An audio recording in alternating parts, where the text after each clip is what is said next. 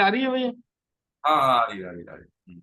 अजोपि सन्नव्ययात्मा भूता। प्रार्थना, नहीं है मेरा यह संसार। अच्छा। हम्म, नहीं है मेरा ये संसार, न है ये मेरे लिए, हैं हम्म, सभी कृष्ण के, तभी तो प्यारे हैं वे सदा। मेरे तो हैं कृष्ण केवल, दूसरा न कोई। जैसा भी हूँ उन्हीं का हूँ, शरण में हूँ उनकी सदा। सुख दुख नहीं है जग में, सिर्फ है परिस्थितियां हैं सभी प्रसाद प्रभु की। लो लगे कृष्ण से सदा। सचिदानंद रूपाय विश्वोपत्यादि हेतवे, तापत्र विनाशाय श्री कृष्णाय वयम नुमः। श्री कृष्णे स्वधामोपगते धर्म ज्ञानादिभिः सह, कलौ नष्ट दशा में से पुराणार्को दुनोदित। प्रार्थना भी ले वो पंचरत्न करवाने भैया। हाँ जी बिल्कुल। अजोपि सन्नव्ययात्मा भूतानामीश्वरोऽपि सन्, प्रकृतिं स्वामधिष्ठाय सम्भवाम्यात्ममायया। यदा यदा हि धर्मस्य ग्लानिर्भवति भारत, अभ्युत्थानमधर्मस्य तदात्मानं सृजाम्यहम्। परित्राणाय साधूनां विनाशाय च दुष्कृताम्, धर्म संस्थापनार्थाय संभवामि युगे युगे। जन्म कर्म च मे दिव्यमेवं यो वेति तत्त्वतः, त्यक्त्वा देहं पुनर्जन्म नैति मामेति सोऽर्जुन।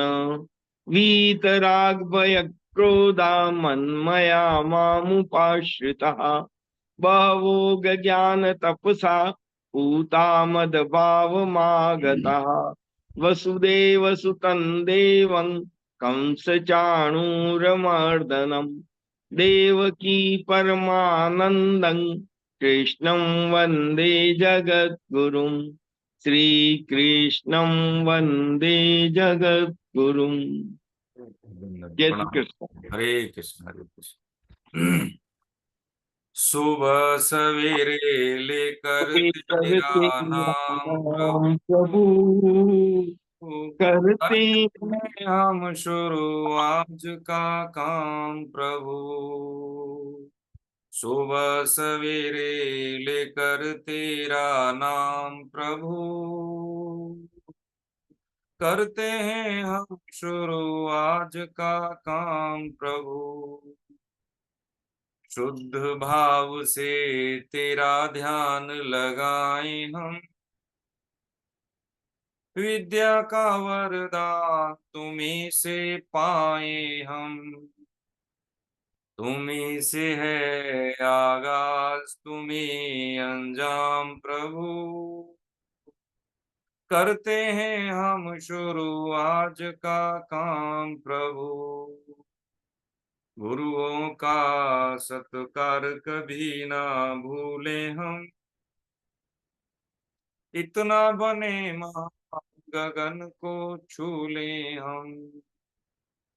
तुम्हीं से है हर सुबह, तुम्हीं से शाम प्रभु, करते हैं हम शुरू आज का काम प्रभु। सुबह सवेरे लेकर तेरा नाम प्रभु, करते हैं हम शुरू आज का काम प्रभु। हरे कृष्ण। वसुदेव सुतं देवं कंस चाणूरमर्दनम्, देवकी परमानन्दम् कृष्णं वन्दे जगद्गुरु। कृष्णं वन्दे जगद्गुरु। आप सभी वैष्णव जनों के चरणों में वंदन। हरे कृष्ण हरे कृष्ण। नारायणं नमस्कृत्य नरं चैव नरोत्तमं, देवीं सरस्वती व्यासं ततो जयमुदीरये। श्रीमन्नारायण। हरे कृष्ण। आज 9वां अध्याय है राज विद्या राजगुह्य, जैसा कि आप देख रहे हैं। पिछले अध्याय में अक्षर ब्रह्म योग में भगवान ने बताई थी चीजें कि भाई अंतमति सो गति का क्या फलन होता है, और हमारा जो समय है हर समय अंत समय होता है। इसलिए महामनुस्मर युद्ध च कहा भगवान ने, तस्मात् सर्वेश कालेषु महामनुस्मर युद्ध च। और काल की गणना भगवान ने समझाई, और एक गतियां भी बताई, है ना। एक तो जो शुक्ल पक्ष और कृष्ण पक्ष की बात की भगवान ने, तो जो दोनों गतियां, एक आवृत्ति मार्ग बताया, एक अनावृत्ति मार्ग। एक वो मार्ग जिसमें आना पड़ता है, और एक वो मार्ग जिसमें आना नहीं पड़ता है। ठीक है, 3 गतियां हमने समझी थी, है ना। अधोगति होती है, मध्य गति और ऊर्ध्व गति। इस तरह से भगवान ने यहां तक जो प्लेटफॉर्म तैयार किया था अर्जुन का, वो किया था अनुसूया वाली स्थिति का। क्योंकि जैसे कि इस अध्याय का नाम है राज विद्या राज गुह्य योग, जैसे सुपरलेटिव डिग्री में कहते हैं ना रहस्य, ये परम रहस्य है। सृष्टि में इससे बड़ा कोई रहस्य नहीं है। अब कोई व्यक्ति अपने बारे में कोई रहस्य खोलना चाहे और उसकी दृष्टि दोषपूर्ण हो, यानी दोषपूर्ण का मतलब उसको लगे कि इतना इसमें सामर्थ्य नहीं है, तो उसको कहते हैं दोष दृष्टि वाला। जैसे यदि मान लीजिए कोई व्यक्ति यदि भगवत सत्ता में विश्वास नहीं करता है, और यदि अपनी तरफ से कुछ इनपुट ऐसे बोल देता है कि नहीं, ये हमारी बात समझ में नहीं आई, तो उसको दोष लग जाता है। या किसी संत महात्मा में हम कह रहे नहीं, ऐसे संत होते हैं क्या। लेकिन कई बार लगता है कि जो सामाजिक विधान होते हैं उसके अनुसार एक विक्षिप्त व्यक्ति, जिसको हम पागल कहते हैं, वो अनुकूल नहीं व्यवहार कर पाता। तो संत में और पागल में सांसारिक दृष्टि से, जैसा संतों का वचन है, कुछ ज्यादा भेद नहीं रहता। वो सबके साथ भगवत सत्ता का विश्वास करते हुए व्यवहार करते हैं। तो यदि ऐसा कुछ टिप्पणी हो गई तो वैष्णव दोष लगता है। इसलिए भगवान ने पहले क्या किया कि इसमें कोई दोष न रहे, है ना। तो सारी स्थितियां परिस्थितियों से अवगत कराते हुए ज्ञान कर्म है और भक्ति का इनपुट देते हुए उसके मानसिक स्थिति को, अर्जुन की मानसिक स्थिति को वो यहां तक ले आए कि अब जो कुछ भी वो बिल्डिंग करना चाहे, बनाना चाहे, वो बना सकते। अब देखिए, बात समझने की यही है कि अब तक की यात्रा में हमने बहुत सारे सवाल हमारे अर्जुन के माध्यम से रहे, बहुत मताग्रह रहा, और सामान्य सी बात है। तो उस मताग्रह को, उन सवालों के जवाब को भगवान ने वैज्ञानिक और प्रमाणिक तरीके से उसका जवाब दिया, है ना। क्योंकि हमारी स्मृति बहुत सूक्ष्म है, बहुत जल्दी भूलते हैं। लेकिन वो सब स्मृति को दोबारा से पुनः प्रतिस्थापित करने के लिए भगवान ने उसी के स्तर पर जाके अर्जुन के साथ संवाद किया। अब अर्जुन के माध्यम से हमने तो समझा है, लेकिन हमारी तरफ से अटेंशन कितनी रही, देखिए ये बहुत विशेष बात है। संसार में, सृष्टि में हम आए इसलिए कि अपना कल्याण कर लें, पहली बात। और 75% जो हमने इंट्रो क्लास में, पहली क्लास में ये समझा था कि भगवान ने 75% कार्य दे दिया, लेकिन बाधा हमारी तरफ से होती है, क्योंकि हम महत्व किसी और को देते हैं। अपने कल्याण में हमारी कोई बाधा है तो क्या है, हम स्वयं हैं। अभी भी जैसे हमारा कोई मताग्रह नहीं होता कि जैसे हम क्लास में 2 टेंशन होती है। कोई व्यक्ति, बच्चा जो होता है, क्लास में ही पढ़ने के बाद उसको कोचिंग की जरूरत नहीं पड़ती। हाँ, नहीं पड़ती। आप में से बहुत से होंगे जो कभी कोचिंग नहीं गए होंगे। लेकिन प्राय अब क्यों पड़ती है, क्योंकि उसका जो केंद्र है, या उसका कहें कि उसकी जो उपस्थिति और उपलब्धता है, वो बटी हुई है। ठीक है, अब उस उपलब्धि, उपस्थिति और उपलब्धता को समेटने के लिए वो बहुत तरह के क्या करता है, वो आयाम करता है। बच्चा, पेरेंट्स भी करते हैं। लेकिन एक ही चीज को बार बार करना, पूरे समय में करना, इसका मतलब है जीवन का बहुत हिस्सा हम छोड़ रहे हैं जीने से। जैसे खेलकूद है, अन्य एक्टिविटी, संसार में बहुत सारी चीजें हैं जो भगवान ने हमारे लिए बनाई, उनसे हम छूट रहे हैं, यानी उनसे हमारा परिचय नहीं हो रहा है। तो सुबह से लेके शाम तक पढ़ना, कोचिंग में फिर शाम तक पढ़ना, घर में आके फिर रिपीट करना, इसका मतलब है जिंदगी को हमने किताबी, हाँ बस केवल किताबों तक समेट लिया है। उसको व्यवहारिकता हम नहीं दे रहे। मिट्टी के साथ खेलना, अपने आप को है एक्सपोजर देना, कल्चर एक्टिविटी में भाग लेना, भगवान ने इतना व्यक्तित्व हमें दिया है, बहुत सर्वांगीण विकास करना अपने आप का, यानी जीवन के हर हिस्से को जीना, जी भर के जीना। तो ये दृष्टि हम कब दे पाएंगे? जब हम उपलब्ध भी हों और उपस्थिति भी हो। 2 घंटे हम अपने आप को नहीं निकाल पाते, कैसे गीता समझ में आएगी? स्वामी जी महाराज देखिए, पूरी उम्र गीता जिए, गीता समझे नहीं पड़ी, जिए वो, लेकिन फिर भी वो दैनिक पाठ करते थे गीता का, सत्संग करते थे गीता के आधार पे। कारण क्या है? कारण ये है कि अभी मेरी समझ में नहीं है, वो ऐसे कहते थे। लेकिन हमने क्या है, हमने 1 बार पढ़ ली, 2 बार पढ़ ली, ठीक है? हमें लगता है कि गीता तो हमें आ गई, ये कोई नई बात थोड़ी है। बस यही कमी है हमारे में, क्योंकि जो अज्ञान रूपी हमारे पास जो मल है, उसकी हम सफाई करते नहीं पूरी तरह से, है ना? तो वो कभी विवेक ही जो होता है हमारा, जिसके माध्यम से हम सम्मुख हुए गीता के, वो विवेक ज्ञान में प्रकट नहीं होता। नहीं होता वो विवेक ज्ञान में प्रकट। तो यदि हमने ये गीता अब तक समझी है, काम भर की समझ लें अब तक, तो ये अध्याय 9 हमारी समझ में आएगा। यहाँ से जो रहस्य भगवान दे रहे हैं सृष्टि का, जो प्राय हमारी अटेंशन नहीं होती, वो अटेंशन लग जाएगी। चाहे हम विद्यार्थी हैं, हाँ, हमें नहीं कहना पड़ेगा किसी को कि भाई तुम पढ़ाई करो, तुम्हें समय का अनुपालन करो, ठीक है? और हम गृहस्थ हैं, तो हमें कोई ये नहीं कहेगा कि नहीं संत महात्मा तो ठीक है, मर्यादा तेरे, हम तो गृहस्थ हैं, कुछ भी करेंगे। ये मतलब स्वभावतः चीजें छूट जाएंगी। जैसे बिजली वहीं जाती है जहां पे तार हो, पक्की बात है। हाँ, तो जहां जहां हमारा मन जुड़ा हुआ है, वहां वहां हमारी भोग बुद्धि जाएगी जाएगी, पक्की बात है। अब यहां से भगवान रहस्य उद्घाटन करते, क्या नाम है इसका? राज विद्या राजगुह योग, ठीक है? अब ये विद्या, राज विद्या का मतलब है सृष्टि में सभी विद्याओं की ये राजा है। राजगुह योग यानी गुह का मतलब होता है रहस्य, है? राजगुह लगने से क्या हो गया कि रहस्यों में परम रहस्य है ये, जितने भी रहस्य हैं उन रहस्यों में सबका राजा यही है। और जब यही रहस्य हम जान लेंगे, तो इसी से हमारी योग योजन हो जाएगा, भगवान से हमारा जुड़ाव हो जाएगा। यही राज विद्या राजयोग योग की परिभाषा है, ठीक है?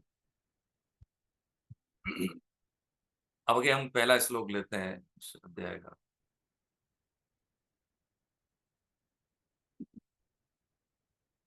अर्चित, अरे आगे क्यों नहीं स्किप होता भाई? हरे कृष्ण। अर्चित, नहीं है क्या? मैडम, आपको हमने को होस्ट बनाया है कि आप कर सकते हैं इसको, क्यों इसमें? नहीं सर, वो आपका तो कंट्रोल नहीं कर पाऊंगी, पर आप अगर नीचे डाउन एरो करो तो शायद चल पड़ेगा अपने आप। मैं तो एरो भी दबा रहा हूँ, फिर भी नहीं हो सर रहा। अगर वो भी नहीं हो रहा तो फिर वही आपको रीशेयर करना पड़ेगा, स्टॉप करके दोबारा शेयर करें। अच्छा, चलिए हम दोबारा करते हैं।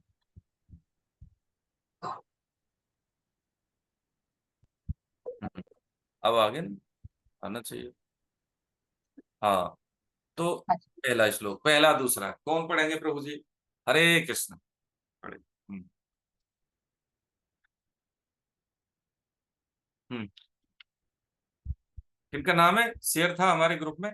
सर वो श्रवण कुमार मिश्रा जी पढ़ सकते हैं। मिश्रा जी पढ़िए, अपना अपना नाम देख लीजिए, है ना? और पहले से हम हरे तैयार हैं। कृष्णा सर। सर पढ़िए प्रभु। हम्म।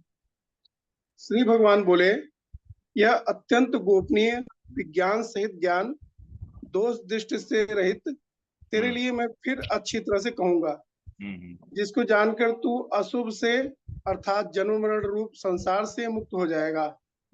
यह विज्ञान सहित ज्ञान अर्थात समग्र रूप संपूर्ण विद्याओं का राजा और संपूर्ण गोपनीयों का राजा है। यह अति पवित्र तथा अति श्रेष्ठ है और इसका फल भी प्रत्यक्ष है। यह धर्ममय है, अविनाशी है और करने में बहुत सुगम है, अर्थात इसको प्राप्त करना बहुत सुगम है। हरे कृष्ण। इदं तु ते गुहितं प्रवक्ष्याम्यन सूयवे, ज्ञानं विज्ञान सहितं यज्ञात्वा मोक्ष्यसे शुभात्, मोक्ष से शुभात्। राजविद्या राजगुह्यं पवित्रमिदमुत्तमं, प्रत्यक्षावगमं धर्म्यं सुसुखं कर्तुमव्ययम्। कहते हैं इदं तुते गुहितम। नहीं, श्री भगवान वाच क्या कहते हैं, यह अत्यंत गोपनीय विज्ञान सहित ज्ञान। अब ज्ञान, विज्ञान सहित ज्ञान हमने अध्याय 7 में समझा था। अर्जुन के 7 प्रश्न थे, 6 प्रश्नों का मतलब यथाशीघ्र जवाब देके भगवान ने 7वें प्रश्न को बहुत विस्तारित अध्याय 8 में उसका उत्तर दिया। पुनः जो अध्याय 7 की जो रूपरेखा थी, जो प्रसंग था, उसी में भगवान फिर आ गए। ज्ञान सहित विज्ञान, यानी ये भगवान से क्या ज्ञान है ना, कि सब कुछ ईश्वरी है और ये अनुभूति हो जाए, ये विज्ञान ऐसा हमने समझ। मुझे पहला पढ़ा। हरे कृष्ण। हाँ, तो इसमें हमने समझा था कि अब यहाँ पे क्या है, ज्ञान गोपनीय विज्ञान सहित ज्ञान दोष दृष्टि रहित तेरे लिए।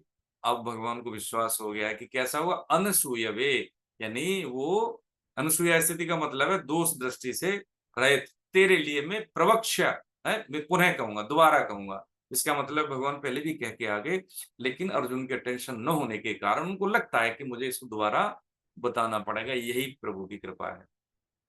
ठीक है, क्या कहूंगा, जिसको जानकर तू अशुभ से अर्थात जन्म मरण रूप संसार से मुक्त हो जाएगा। अब देखिए, अशुभ का मतलब होता है, अशुभ का मतलब क्या है कि जन्म मरण, ये तो बोल दिया, लेकिन जन्म से लेके मृत्यु के बीच में जितना भी कुछ है वो सब अशुभ है, सब अशुभ है। अब हम क्या करें, देखो जी, हमारा बिजनेस ठीक ठाक चल रहा है, बहुत कृपा है जी, हमें किसी की कोई कमी नहीं, इसको हम प्रभु कृपा समझते हैं, अशुभ है। ठीक है, ब्रह्मलोक तक के जितने भी सुख सुविधाएं हैं वो अशुभ है, क्योंकि पुनरपि जननम पुनरपि मरणम, जब तक हम केवल एक के अलावा कुछ हैं वो सब अशुभ है, सब अशुभ है।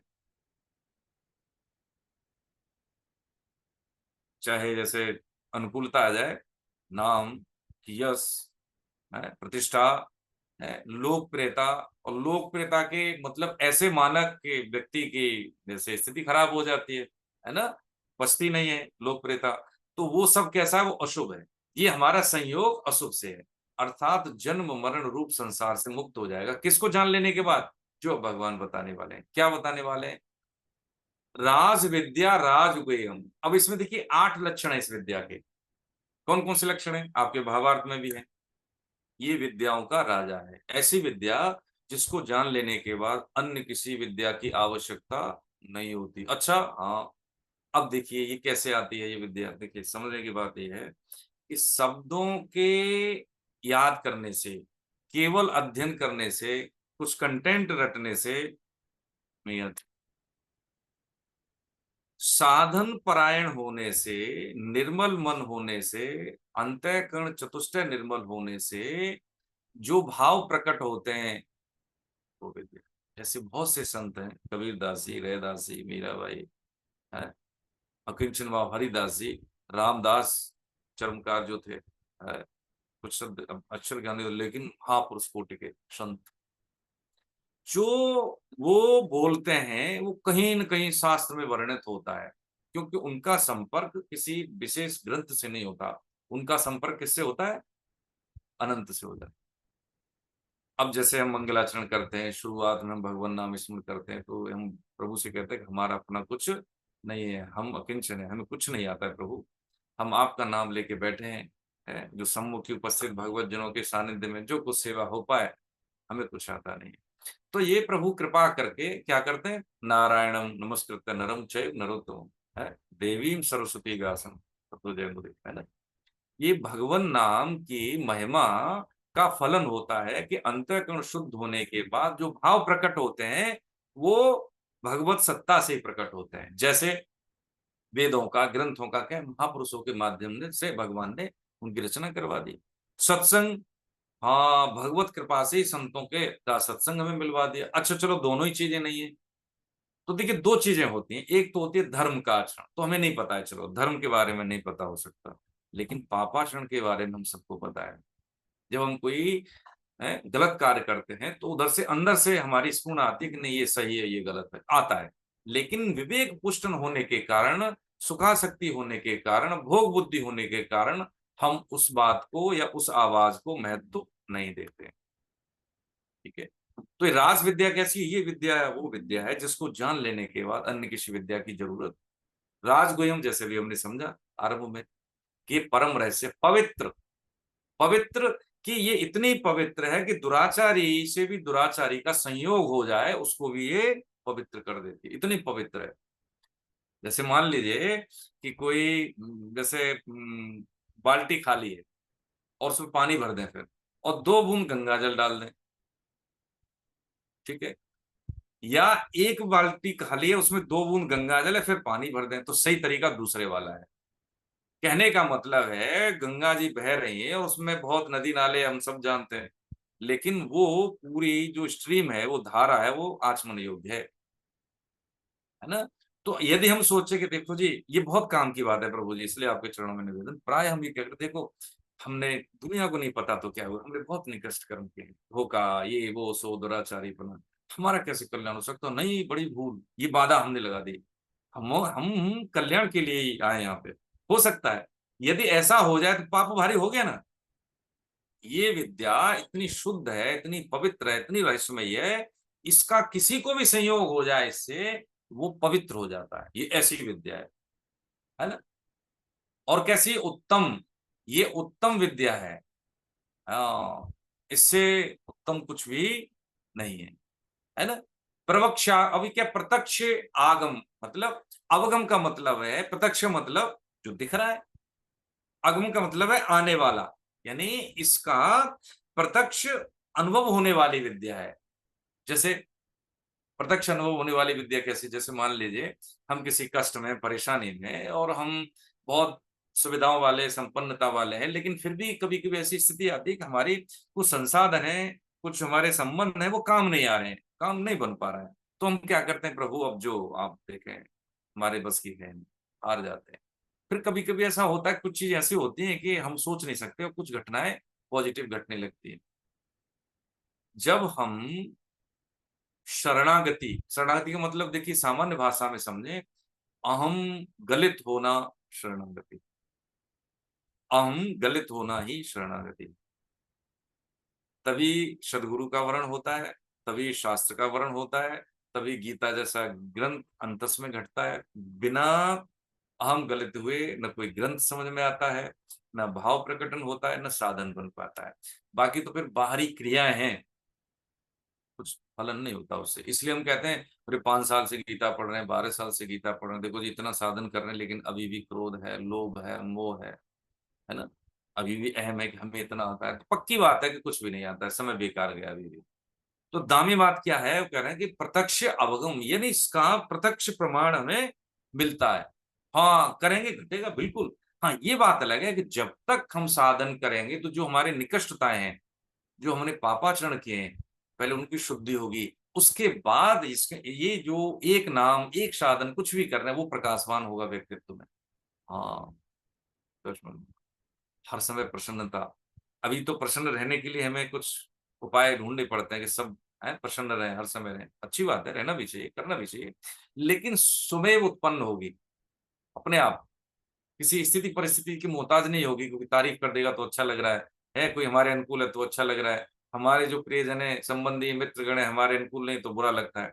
यानी अभी सुखी दुखी होना हमारा दूसरों पर निर्भर है, फिर मस्ती छाएगी अपनी अलग, बिल्कुल कष्ट होंगे, हाँ घोर कष्ट हो सकते होंगे, लेकिन कर्तव्य कर्म करने के लिए हमारे अंदर वो इतना प्रकाशमान आनंद होगा कि हमें उससे विचलित होने की मतलब लगेगा ही नहीं कि कोई हमें कष्ट भास रहा है।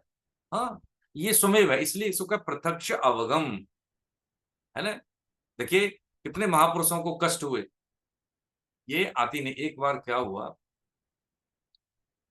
किसी ने बोला उनसे, परमहंस रामकृष्ण जी महाराज से बोला, परम श्रद्धेय, देखिए एक चीज तो ये भी देखिए, हम कई बार किसी का भी नाम बिना श्री श्रीमान के लिख देते हैं, देखिए अहम की बात बोल रहे हैं, शब्दों में कंजूसी होता है, कई बार हमने सुना पिताजी का नाम भी कई बार लोग बोल देते हैं बिना श्रीमान, संतों का नाम भी ऐसे बोल देते हैं।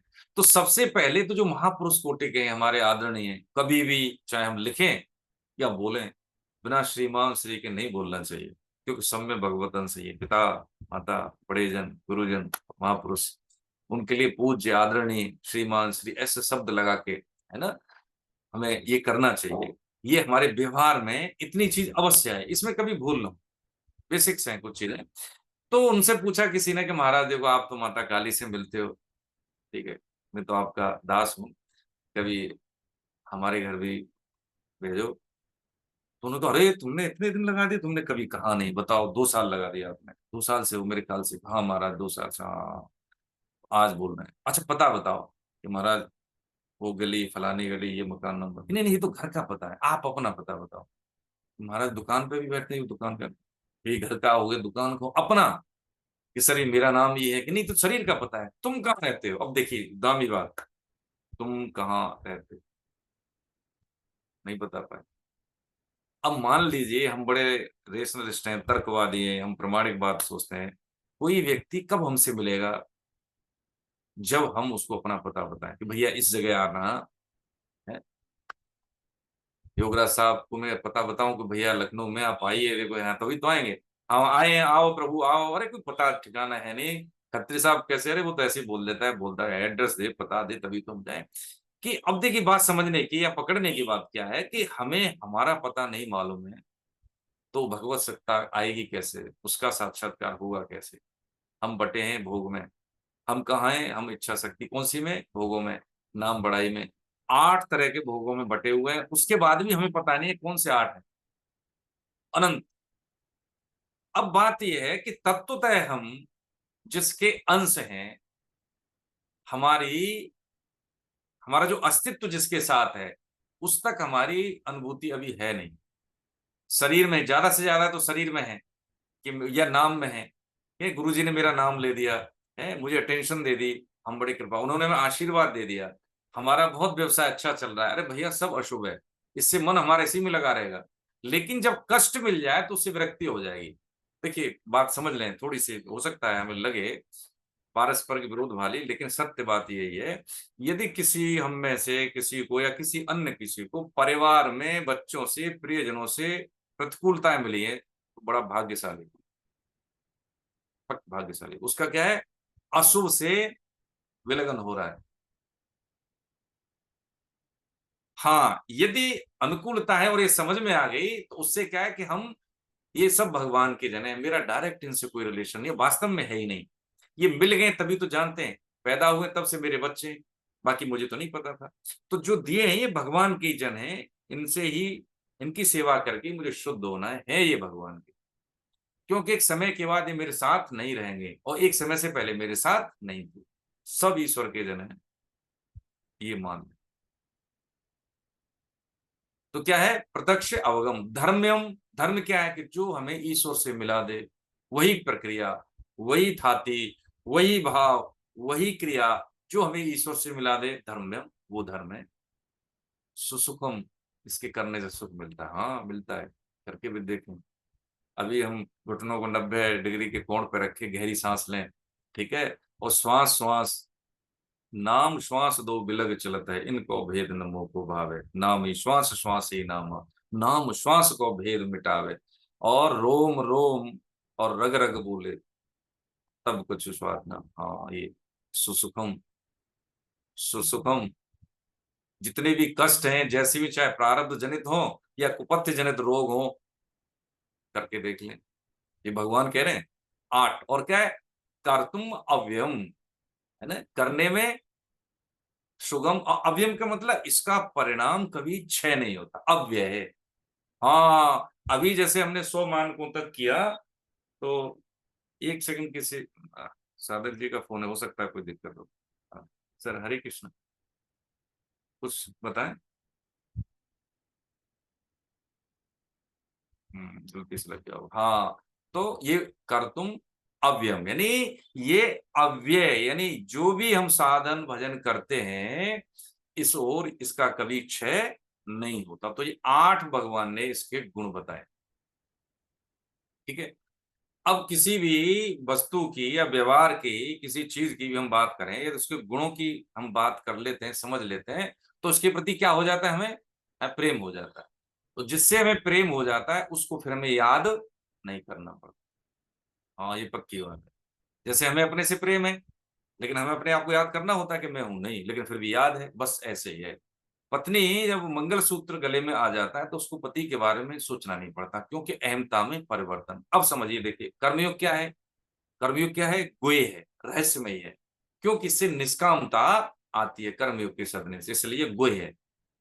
है। ज्ञान योग क्या है? गुह्यतर, यानी कैसी कंपेरेटिव डिग्री, इससे और रहस्यमयी, गुह्यतर, है ना। इसमें क्या होता है? इससे अहमता कैसी होती है? अहम शून्य होता है, इससे मैं कुछ नहीं करता हूं। उससे अहमता कैसी होती है? अहमता गलित होती है। किससे? कर्मयोग से अहमता गलित हुई, इससे अहम शून्य हुए। किससे? ज्ञान योग से। लेकिन हर किसी के बस की बात यह है नहीं। जैसे हमने समझा है, भगवान ने भी अनुशंसा की है कि स्पष्ट विवेक और तीव्र वैराग्य वाले ही इसको साधते हैं। लेकिन कर्म और ज्ञान और भक्ति एक दूसरे के संयोग में है, कि कर्म योग साधने के लिए भी काम भर का ज्ञान जरूरी है ना।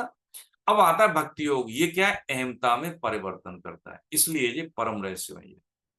तो कर्मयोग और ज्ञान योग ये दोनों लौकिक हैं, इसी लोक के। लेकिन भक्ति क्या है? अलौकिक है। इसलिए भक्ति योग की बातें कभी कभी हमें सांसारिक विधान के अनुसार समझ में आती नहीं समझ में आती। जो इसमें एंट्री करता है उसी की दृष्टि वहां तक पहुंचती है, नहीं तो नहीं। भक्ति भावों का प्रकटन शरीर हमारा शुद्ध होता है, अंतःकरण शुद्ध होता है, तभी उस दिव्य गुणों को हम महसूस कर पाते, नहीं तो शरीर फट जाए प्रभु जी। संतों का शरीर एक स्थूल रूप में कृष्ण का होता है, लेकिन बहुत शक्तिशाली होता है, क्योंकि वो दिव्य गुणों को वो झेल सकते हैं, बर्दाश्त कर सकते हैं। जैसे प्रकाश में हम जाएं अचानक में, तो हमारी आंखें ऐसे चुंधिया जाती है, क्या मतलब? हम बर्दाश्त नहीं कर पा रही उस प्रकाश को। ऐसे ही शरीर हमारा अशुद्ध है ना, भोग युक्त है, मर्यादित नहीं है, ब्रह्मचर्य शक्ति का सदुपयोग नहीं है, और दिव्य गुणों का जब प्रकटन होता है तो वो शरीर बर्दाश्त नहीं कर सकता, उस शक्ति को बर्दाश्त नहीं कर सकता। इसलिए उस शक्ति के संवर्धन के लिए साधन बनाए गए हमारे लिए, कि ऐसा ऐसा करने से ऐसा ऐसा हो जाता है। जैसे बच्चों को हम ट्रेन करते हैं ना, बस ऐसे ही ये हम साधन करें। तो इस साधन हमने देखिए, फिर हम बोल देते हैं कि उद्देश्य लिखना, ताकि ये हमें याद रहे, है। और उद्देश्य राइटिंग होगी, नाम जब 8 अध्याय होंगे तो 8 माला हम करें ही करें, ठीक है। तीसरी स्वाध्याय, नाम जप, संकीर्तन, स्वाध्याय, उद्देश्य, और चौथा क्या है? ये सबसे बड़ा मास्टर स्ट्रोक है, जो इन 3 साधनों को संवर्धित करता है और इनको जो है कई गुना बढ़ा देता है, वो है अन्य लोगों को गीता से जोड़ना। 4। और जब तक ये कोर्स हमारा हो, तब तक आप देख लें, हम देख लें अपने आप को, जैसे हम एंट्री किए थे कम से कम वैसे हम होंगे नहीं। पक्की बात, बहुत पक्की बात। तो कह रहे हैं अति पवित्र, अति श्रेष्ठ है, और इसका फल भी प्रत्यक्ष है। यह धर्म में है अविनाशी, इसका कभी क्षय नहीं होता भैया, और करने में बहुत सुगम है। हाँ, मानव मात्र के लिए है, इससे सुगम कुछ है ही नहीं। इसमें कौन सी रॉकेट साइंस है? रामकृष्ण हरि, कौन सी रॉकेट साइंस है? हम सुन रहे हैं, हमें नहीं समझ में आ रहा, लेकिन सुन रहे हैं, कौन सी रॉकेट साइंस है? इसको प्राप्त करना बहुत ही, इसको प्राप्त करना भी, करने में भी और प्राप्त करना भी सुगम है, ऐसा भगवान ने कहा। ठीक है, हरे कृष्ण। आगे बढ़े। तीसरा, हरे कृष्ण भैया। हरे कृष्ण, प्रणाम। इनको हरे कृष्ण। हरे कृष्ण। अश्रद्धाना पुरुषा धर्मस्यास्य परन्तप अप्राप्यमान् निवर्तन्ते मृत्यु संसार वर्तमनि। हे परंतप, इस धर्म की महिमा पर श्रद्धा न रखने वाले मनुष्य मुझे प्राप्त न होकर मृत्यु रूप संसार के मार्ग में लौटते रहते हैं, अर्थात बार बार जन्मते मरते हैं। हरे कृष्ण। हरे कृष्ण। देखिए बहुत बढ़िया। अब ये भगवान यह बता रहे हैं कि भाई प्रश्न क्या होता है कि ये जब इतनी सुगम है, इतनी सरल है, इतना जो लाभ देने वाली है, इसका जरा सा संयोग कभी नष्ट नहीं होता, ये कमाई ऐसी है कि खर्च नहीं होती, तो ये जो है क्यों नहीं हम सब प्राप्त कर लेते, है ना। तो उसका बता रहे हैं कि अश्रद्धा नाम, यानी हे परंतप, इस धर्म की महिमा पर श्रद्धा न रखने वाले, श्रद्धा, ये साइंस वो है ना, ये साइंस, ये श्रद्धा नहीं होने देती। हम बहुत ज्यादा तर्कवादी है, हम वैसे नहीं मानते। श्रद्धा न रखने वाले मनुष्य मुझे प्राप्त न होकर मृत्यु रूप संसार के मार्ग में लौटते रहते हैं, अर्थात बार बार जन्मते मरते रहते हैं। कब से? ये आज से नहीं है, जब से सृष्टि है। हाँ, ये आज से नहीं है, ये आज से नहीं है, ये हम बैठे हैं, इस पक्का प्रमाण है कि ये जब से सृष्टि तब से हम जीव रूप में हैं। अब देखिए एक चीजें हैं कि कई बार भोगों में लिप्सा होने से क्या क्या होता है, देखिए अच्छा लगेगा आपको। वो है ज्ञान घटे नरमूढ़ की संगत। नरमूढ़ का मतलब मूर्ख व्यक्ति की संग में। ज्ञान घटे नरमूढ़ की संगत, बुद्धि घटे चित्त विषय भरमाए। तेज घटे पर नारी की संगत, बुद्धि घटे बहुभोजन खाए। ज्यादा खाने के बाद, है ना। तो युक्त आहार विहार से हमने अध्याय 6 में समझा है। देखिए, प्रेम घटे नित ही कुछ मांगत, मान घटे नित पर घर जाए, है ना। और मैं तो अपने लिए कहता हूँ लाल कहे सुन रे मन मूरख, पाप घटे हरि के गुण गाए। कुछ समझ में आए ना आए, ठीक है। यदि हम भगवान नाम, ठीक है, शास्त्र अध्ययन, जैसे हम गीता के सम्मुख हो गए, मानस का पाठ कर रहे हैं, गीता का पाठ कर रहे हैं, भगवान नाम ले रहे हैं, तो कम से कम इतना है कि जो होना चाहिए वो हमसे होगा, और जो नहीं होना चाहिए वो पक्की बात है, फिर वो नहीं होगा। भगवान उस चीज से हमें बचा देंगे, है ना। जैसे होता है ना कि बच्चा अगर मान लीजिए माता पिता की शरणागति में होता है ना, छोटा बच्चा, तो ठीक है, जब तक वो खेल रहा है वो खूब खेल रहा है, लेकिन जैसे ही उसको लगता है कि नहीं इसको चोट लग जाएगी या गिर जाएगा, है, तो तुरंत भाग के उसको पकड़ लेते हैं, नहीं नहीं वहां नहीं जाना है। तो किसी न किसी के माध्यम से, सत्संगियों के माध्यम से, सतगुरु देव के माध्यम से, या और भी जो हमारे हैं, जो अपने सत्संगी भाई हैं, है ना, कहीं ना कहीं से हमें वो रोक मिल जाएगी, नहीं नहीं ऐसे नहीं करना चाहिए।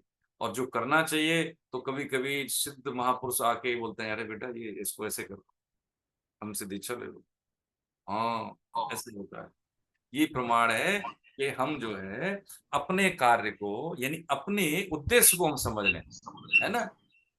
तो ऐसी स्थिति में होता है। कैसे? इस धर्म की महिमा पर श्रद्धा न रखने वाले मनुष्य मुझे प्राप्त नहीं होगा। कोई कुछ कहना चाह रहे हैं?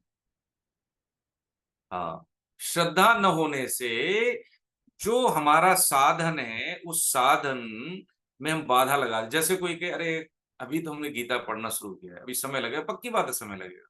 हाँ, इसमें समय है ही नहीं, लेकिन हमने चुन लिया कि समय लगेगा, ये अभी घटेगा, बिल्कुल। इसीलिए कभी कभी हमें विश्वास नहीं होता इस चीज पे, क्योंकि सांसारिक नियम कानून विधान से हम आध्यात्मिक भक्ति को समझने की कोशिश करते हैं कि भैया खाना खाते हैं उसमें भी टाइम लगता है, तो भगवत प्राप्ति में तो समय लगेगा। हाँ, पक्की बात समय है, लेकिन नहीं लगेगा तो हाँ नहीं लगेगा, है ना। जैसे एकदम कोयले को हम अलाव में रख दें तो एकदम लाल होता है, बस ऐसे ही है कि जैसे ही जीव का है भगवान के सम्मुखता जीव होता है, सम्मुखता पड़ती है उसकी, जैसे ही सम्मुख होता है, बस वैसे ही उसके पापों का नाश हो जाता है, पात्र हो जाता है। जो हो गया सो हो गया प्रभु, अब नहीं। लेकिन वही है कि दवाई भी खाएं, परहेज नहीं करें तो कभी ठीक नहीं हो सकते, बस ऐसे ही है। तो इस पे हमसे अच्छाई हो रही है कि नहीं हो रही, साधन हो रहा है कि नहीं हो रहा है, चलो ये भी बात हम एक बहुत सामान्य सी बात समझ लें, लेकिन ये निश्चय कर लें कि असाधन न होने पावे, कुसंग न होने पावे, है ना, निकृष्टता न होने पावे। तो यदि इसमें से बुराई हट जाए, हमारा व्यक्तित्व क्या अच्छाई और बुराई का संगननी तो है, यदि इस व्यक्तित्व में से बुराई हटा दें हम भगवान के सम्मुख होके, तो जो बचेगा वो शेष वो क्या होगा, अच्छा ही होगी। अब इससे देखो दो फायदे हैं। एक तो क्या है कि मैं अच्छा हूं जैसा कोई है अहम नहीं रहेगा। यदि हम अच्छाई पे काम करेंगे तो कहीं ना कहीं सूक्ष्म अहम रहता है, अहम। लेकिन यदि हम बुराई पे काम करेंगे तो अहम गलत हो जाएगा। इससे दृष्टि करेगी, अरे मेरे में इतनी कमी है, पहले इसको दूर करें। अरे प्रभु नाम भूल रहा हूं बार बार, दूसरों के प्रति मेरे भाव गलत आ जाते हैं, है पराई माता बहनों के प्रति मेरी दृष्टि में दोष है, उसको ठीक करें। तो सब में आप ही हैं, है, और माता पिता के रूप में आप है, पत्नी के रूप में आप है, ये मेरे भाव कब आए, तो साधन में निरंतरता आएगी। बुराई के प्रति हमारी सचेतता रहने से हम जो बचेंगे वो अच्छे बचेंगे। अभी अच्छाई के लिए तो बुराई बहुत भरी पड़ी है, तो जो अच्छाई और बुराई के संयोग से हमारे जो व्यवहार में क्या है, संग भी हो रहा है, कुसंग भी हो रहा है, साधन भी हो रहा है, कुसाधन भी हो रहा है। तो क्या है कि जैसे जो मटकी है उसमें सूर आ गए बस, हाँ, तो फिर नहीं, इकट्ठा नहीं होगा जल उसमें। इसलिए इस सूराग को हमें भर देना है, सूराग को हमें पाट देना है, उसमें हमें, हाँ, उस पर हमें काम कर देना है। तो जो भी साधन कमी होगा, लेकिन हम आगे बढ़ेंगे, ठीक है, आगे बढ़े। हरे कृष्ण प्रभु जी। चौथा, शशि जैन जी। 4 5 6, हाँ हाँ हाँ जी। हाँ, हरे कृष्ण। हरे कृष्ण हरे कृष्ण। मया तत्मिदं सर्वं जगत् व्यक्तमूर्तिना मत्स्थानि सर्वभूतानि न चाहं देशव्यवस्थितः न च मत्स्थानि भूतानि पश्य मे योगमैश्वरम् भूतभिन्न च भूतस्थो ममात्मा भूतभावनः यथाकाश स्थितो नित्यं वायुः सर्वत्र गो महान् तथा सर्वाणि भूतानि मत्स्थानि इत्युपधारय। यह सब संसार मेरे निराकार स्वरूप से व्याप्त है। संपूर्ण प्राणी मुझ में स्थित हैं, परंतु मैं उनमें स्थित नहीं हूँ तथा वे प्राणी भी मुझ में स्थित नहीं हैं। मेरे इस ईश्वर संबंधी योग सामर्थ्य को देख संपूर्ण प्राणियों को उत्पन्न करने वाला और प्राणियों को धारण भरण पोषण करने वाला मेरा स्वरूप उन प्राणियों में स्थित नहीं है। जैसे सब जगह विचरने वाली महान वायु नित्य ही आकाश में स्थित रहती है, ऐसे ही संपूर्ण प्राणी मुझ में स्थित रहते हैं, ऐसा तुम मान लो। हाँ, ऐसा तुम देखिए कितनी अधिकार पूर्वक बात है। कहते हैं ना, बच्चे को समझ में नहीं आए तो बाप कहते हैं अरे भाई मान लो ना, अब मान लो। ऐसे देखिए कृपा पूर्वक कह रहे हैं इसमें कि 4, 5, 6 में अब उस विद्या का वर्णन कर रहे हैं जो भगवान ने बताया। पहले 2 श्लोक में उसकी विशेषताएं बताई, 8 लक्षण बताए, तो अब उसकी बात कर रहे हैं यहाँ पे कि अब देखिए इसमें 2 चीज समझ लें। श्रद्धा का मतलब जैसे हमने समझा, श्रद्धा क्या है कि जैसे मान लीजिए हम कहीं मिठाई की दुकान पर जाते हैं, मिठाई या कोई खाने की वस्तु लेने जाए, किसी दुकान पर जाए, तो ये हम नहीं सोचते कि जो जिससे हम ले रहे हैं वो खाता है कि नहीं खाता, कितना इंटरेस्ट रखता है। हमें जो लेनी होती है लेते हैं, खाते हैं। ऐसे ही शास्त्र, सत्संग और संतों की बात को बिना दोष दृष्टि रखे हुए हमें उस पर अनुष्ठान कर लेना चाहिए। अब यहाँ पे क्या होता है कि यहाँ पे थोड़ा सा चीजें बिगड़ जाती है ना।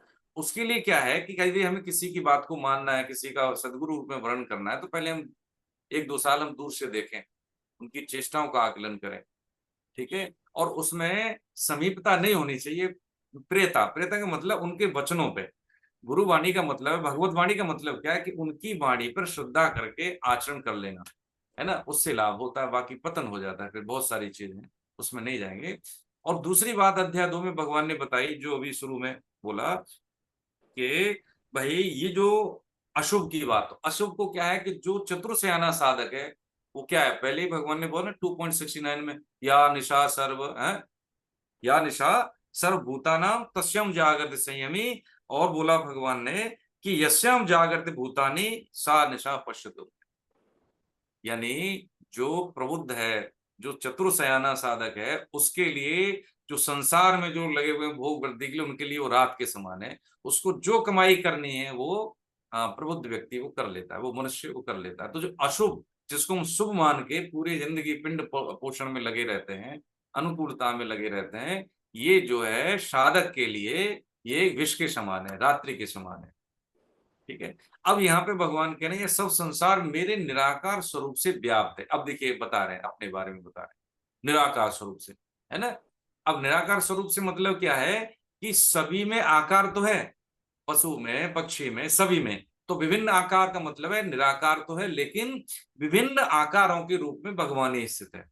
तो संसार में मेरे निराकार स्वरूप से व्याप्त है सब संसार है। संपूर्ण प्राणी मुझ में स्थित है। अब देखिए यहाँ पे समझना है, संपूर्ण प्राणी मुझ में स्थित है, यानी कोई चीज किसी में स्थित है परंतु मैं उनमें स्थित नहीं हूं। समझ में नहीं आ रहा? तथा वे प्राणी भी मुझ में स्थित नहीं है। मेरे इस ईश्वर संबंधी योग यानी इस सामर्थ्य को तू देख ले, क्योंकि यदि ये प्राणी मुझ में स्थित होते हैं तो इनमें विकार आता है, इनका जन्म मृत्यु होता है, तो मेरा भी होता है, इसलिए ये मेरे में स्थित नहीं है। हालांकि आधार मैं ही दे रहा हूं इसको समझेंगे अभी और उदाहरण से। संपूर्ण प्राणियों को उत्पन्न करने वाला, प्राणियों को धारण है, उत्पन्न करने वाला, उद्भव भगवान से हुआ ना जीवों का, है, धारण भरण पोषण करने वाला मेरा स्वरूप उन प्राणियों में स्थित नहीं है। मेरा स्वरूप, मैं तो अविनाशी हूं, काल से परे हूं, ये तो काल के अधीन है, तो ये इनमें मैं कैसे स्थित हो सकता हूं? तो ये मेरे में स्थित नहीं है, मैं इसमें स्थित नहीं हूं। अब कैसे हमारा संयोग है, मैं कैसे इनका बोलूं कि ये मैं किस तरह से इनको भाषित कर रहा हूं? तो बता रहे हैं जैसे सब जगह विचरने वाली महान वायु नित्य ही आकाश में स्थित रहती है, ऐसे ही संपूर्ण प्राणी मुझ में ही स्थित रहते, ऐसा तुम मान लो। इसलिए कहा कि तेरी समझ में नहीं भी आए तो चिंता मत करना, तू मान ले। जैसे वायु कहाँ कहाँ है, जहां जहां आकाश है। आकाश को नहीं पता है कि मैं कहां तक हूं, भगवान को अपनी सृष्टि का नहीं पता है कि कहां तक है, इतनी विराट है। अब इसको कैसे समझें, इसको ऐसे समझें कि समुद्र है, शांत है। अब तरंग का मतलब है कि उसमें वायु का मिलन होने से तरंग पैदा हुई, लेकिन वो तरंग समुद्र नहीं है, न समुद्र तरंग है, लेकिन वायु के होने के कारण उसने तरंग का रूप लिया है। ऐसे ही हमने एक बार समझा भी था, खेत में फसल उगती है, बढ़ती है, नष्ट होती है, नष्ट मतलब पकने के बाद उसको हम पूरा कर लेते हैं। लेकिन खेत में न वो फसल है, खेत में वो फसल नहीं है, उसमें बीज आया, कर्मों का बीज, जीव मतलब जीव क्या है, कर्म करता है, उसके अनुसार उसको गति परिणाम मिलते हैं। जैसे खेत आधार देने वाला है, खेत में वो गेहूं का पौधा या कोई वृक्ष उसमें छुपा नहीं है, वो क्या है कि एक आधार देता है, वातावरण रूपी पर्यावरण रूपी अनुकूलन के कारण कोई भी फसल, वो फसल बनती है और उसका परिणाम हमें मिलता है पकने के बाद। ऐसे ही कोई भी जीव इस सृष्टि में भगवान ने, जड़ चेतन की सत्ता भगवती सत्ता है, लेकिन वो जो तत्व है, परमात्म तत्व है, जड़ में नहीं है, न जड़ उसमें है। ठीक है, यदि ऐसा होता तो जो हम नाशवान है, शरीर नाशवान है, संसार में स्थूल सब चीज नाशवान है, तो भगवान का भी नाश होता नहीं। लेकिन वो क्या है, नित्य निरंतर इन काल से है, क्रियाओं से, सबसे वो परे है, लेकिन आधार दिया हुआ है। जैसे कि आकाश ने आधार दिया है वायु को, जैसे आधार दिया है समुद्र ने तरंग को, जैसे हम घड़े रख दें 1000 लाख, ठीक है, और उसमें जल भर दें और एक प्रतिबिंब सभी में दिखे, लेकिन तो क्या लाखों घड़ों में वो सूर्य है? नहीं है, लेकिन प्रतिबिंब उसका भास रहा है। बस ऐसे ही है, यदि हम लाखों घड़ों को नष्ट कर दें तो सूरज नष्ट नहीं होगा। बस यही है कि समस्त सत्ता नष्ट हो जाए तब भी परमात्म तत्व रहेगा ही रहेगा। सृष्टि हमने अध्याय 8 में समझे ना, सृष्टि के आदि में और सृष्टि के बाद में, दोनों में जो तत्व रहता है वो परमात्म तत्व भगवान ही रहते हैं। बाकी बीच में जो हमें सत्ता भास रही है वो है भगवान ही, लेकिन हमें विभिन्न रूपों में भासने के कारण हमें अलग अलग दिखता है, लेकिन वो अलग अलग है नहीं। इसी को भगवान ने कहा निराकार स्वरूप से। निराकार का मतलब ये नहीं इसका कोई आकार नहीं, आकार तो है लेकिन अनंत आकार में, तो कैसे समझे? इसलिए अनंत आकार कोई भगवान ने, संसार, सब संसार मेरे निराकार स्वरूप से व्याप्त है ना, सब सत्ता जो है उसी से है। तो इसको समझने के लिए क्या हो सकता है, हमारे दिमाग में ये बात न आए, इसलिए भगवान ने स्वयं अर्जुन को कहा है कि ऐसा तुम मान लो। तेरी समझ में नहीं आएगी, हो सकता है नहीं आएगी, लेकिन ऐसा तू मान ले, ऐसा भगवान ने कहा। तो यदि हमने साधन किया नहीं है, भजन किया नहीं है, खान पान हमारा शुद्ध नहीं है, मर्यादित आचरण नहीं है, तो उस परम तत्व के बारे में, जो दिव्य बस जो विचार के बारे में हम सोच भी नहीं सकते। अनुभूति की तो बहुत बड़ी चीज है ना।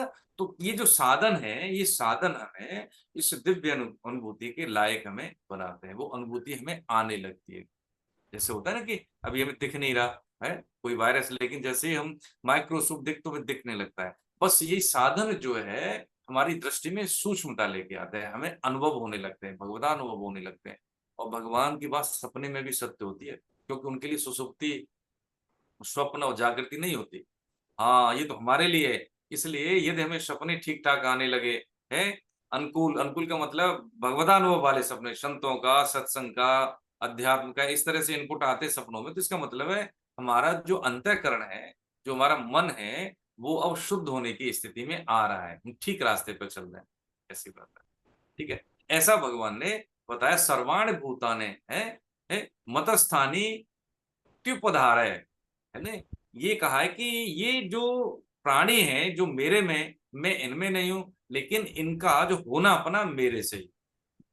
जैसे हमने समझा था ना, जो चुंबक है और ढक दे हम नेपथ्य में, पर्दे में, लेकिन जो आसपास लोहे के कण है उसमें गतिमान हो जाएंगे। बस ऐसा ही भगवान का संयोग है इस संसार से, है ना।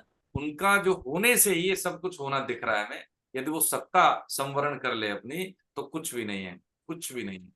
आगे, इससे भी आगे भगवान बता रहे हैं कि जो कुछ होता है संसार में, है अच्छा बुरा, है जन्म मृत्यु, है ना, और उसमें जो भरण पोषण, तो उसकी भी एक भगवान की एक लीला होती है। लेकिन उसके प्रति ये भाव हमारे में क्यों नहीं आते? क्योंकि हम गुणों के अधीन होते हैं, भगवान गुणों के अधीन नहीं होते।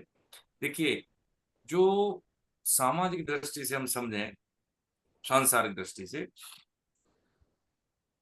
कि जो उच्च कोटि के व्यक्तित्व हैं वो क्या करते हैं? विचार पे काम करते हैं, स्थूलता पे काम नहीं करते, वो विचार पे काम करते हैं, कि एक थॉट लेते हैं, उस थॉट पे काम करते हैं, और उसका प्रतिफलन क्या होता है कि बहुत सारे देशों को उनका विचार प्रभावित करता है। स्वामी विवेकानंद, स्वामी प्रभुपाद जी महाराज, कबीर दास जी महाराज अकिंचन भाव में थे, लेकिन उनके स्थूल जो काम है, जैसे रोजी रोटी का काम है, गृहस्थ का काम है, उससे उनका विचार प्रभावित नहीं है, नहीं। अब एक बार क्या हुआ, किसी बादशाह के दरबार लगा था, तो उन्होंने प्रश्न किया कबीरदास जी से कि महाराज ये बताओ, क्या सुई में से संसार निकल सकता है? तो सब चुप हो गए। प्रसंग है लेकिन छोटे से मिले रहते हैं। हाँ बिल्कुल निकल सकता है।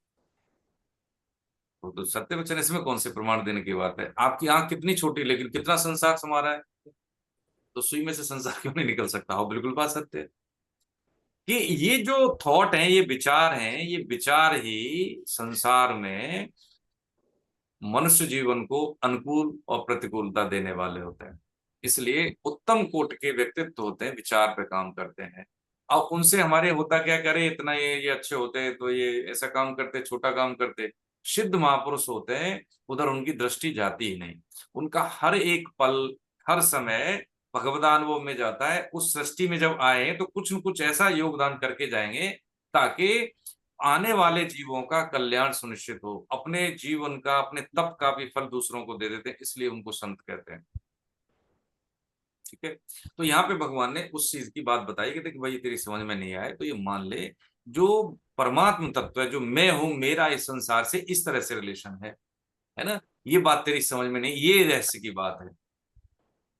अब बुद्धि यहाँ पे काम नहीं करती, श्रद्धा में बुद्धि का काम होता नहीं, क्योंकि इसीलिए इसको अलौकिक बात क्यों बोला। अलौकिक, अलौकिक मतलब इस लोक की नहीं, यानी ये सामान्य नियमों से हम इसको कैलकुलेट या इसको नहीं समझ सकते। फॉर्मूले जिंदगी वाले इसमें नहीं लगते। इसमें क्या लगता है, इसमें ये लगता है कि यदि मेरे भाव हैं, समर्पण है तो चीज समझ में आ जाएगी। लेकिन उस समर्पण तक पहुंचने के लिए हमें साधन करने होते हैं। ठीक है, अब अध्याय 8 तक हमने साधन किए तो शायद ये बात समझ में आ जाती। अब देखिए, ये हमारा सेल्फ इवैल्यूएशन है। यदि इस उदाहरण को भी समझ पाए, जैसे हमने समुद्र का तरंग का समझा, खेत का फसल का समझा, है ना, तो अगर समझ में आ गया तो ठीक है, हमारे साधन ठीक है, ये अपने आप देख लें, किसी कोई प्रमाण लेने की जरूरत नहीं है। यदि नहीं तो वीडियो ऑफ करने के बाद जो हमारी ऊर्जा बटी हुई है ना, ये भी कर लें, ये भी कर लें। 2 घंटे सब हमारे पास नहीं है, तो जब हम अपना ही वैल्यू नहीं करेंगे तो कोई दूसरा खा करेगा हमारी वैल्यू। सिंपल सी बात, इसी को कहते हैं हम आत्मसम्मान।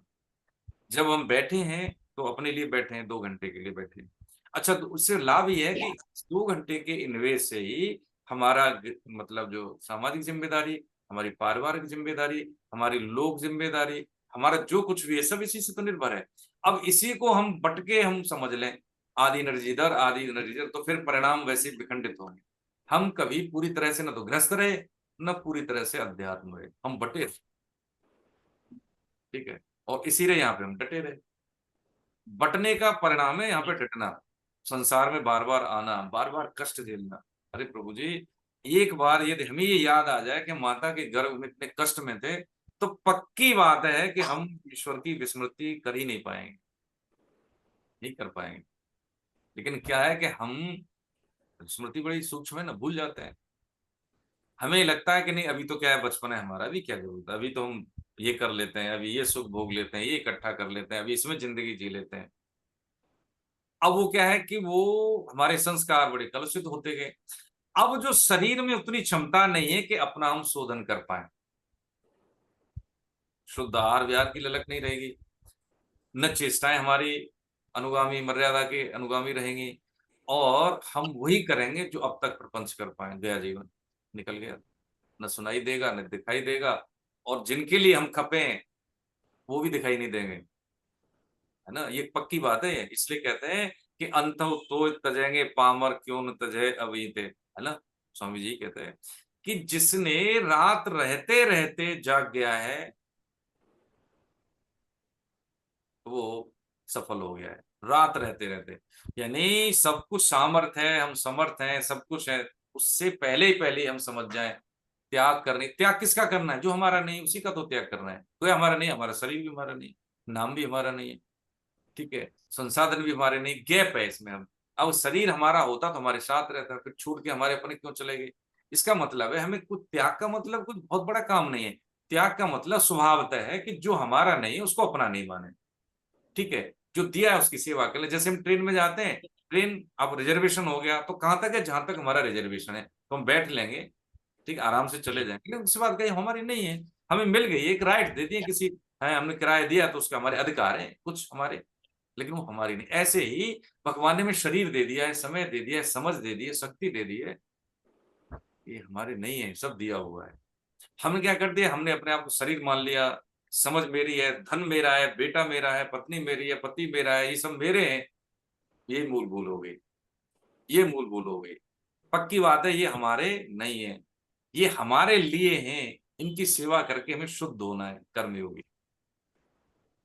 और हम कर्मयोगी हम साध सकते हैं, और कुछ हमसे होगा भी नहीं। तो फिर भगवान ने कहा अभ्यास युक्त योग है ना। यदि ऐसा हम नहीं कर पा रहे तो बार बार इसको सोचें, बार बार उसको सोचें, बार बार। हम देखें बचपन से लेके अब तक तो बिछड़ी रहे ना हम सबसे, जो हमारे मित्र थे वो अब नहीं रहे, है क्लासमेट होंगे, हमारे गांव के होंगे, हमारे रिश्तेदार होंगे।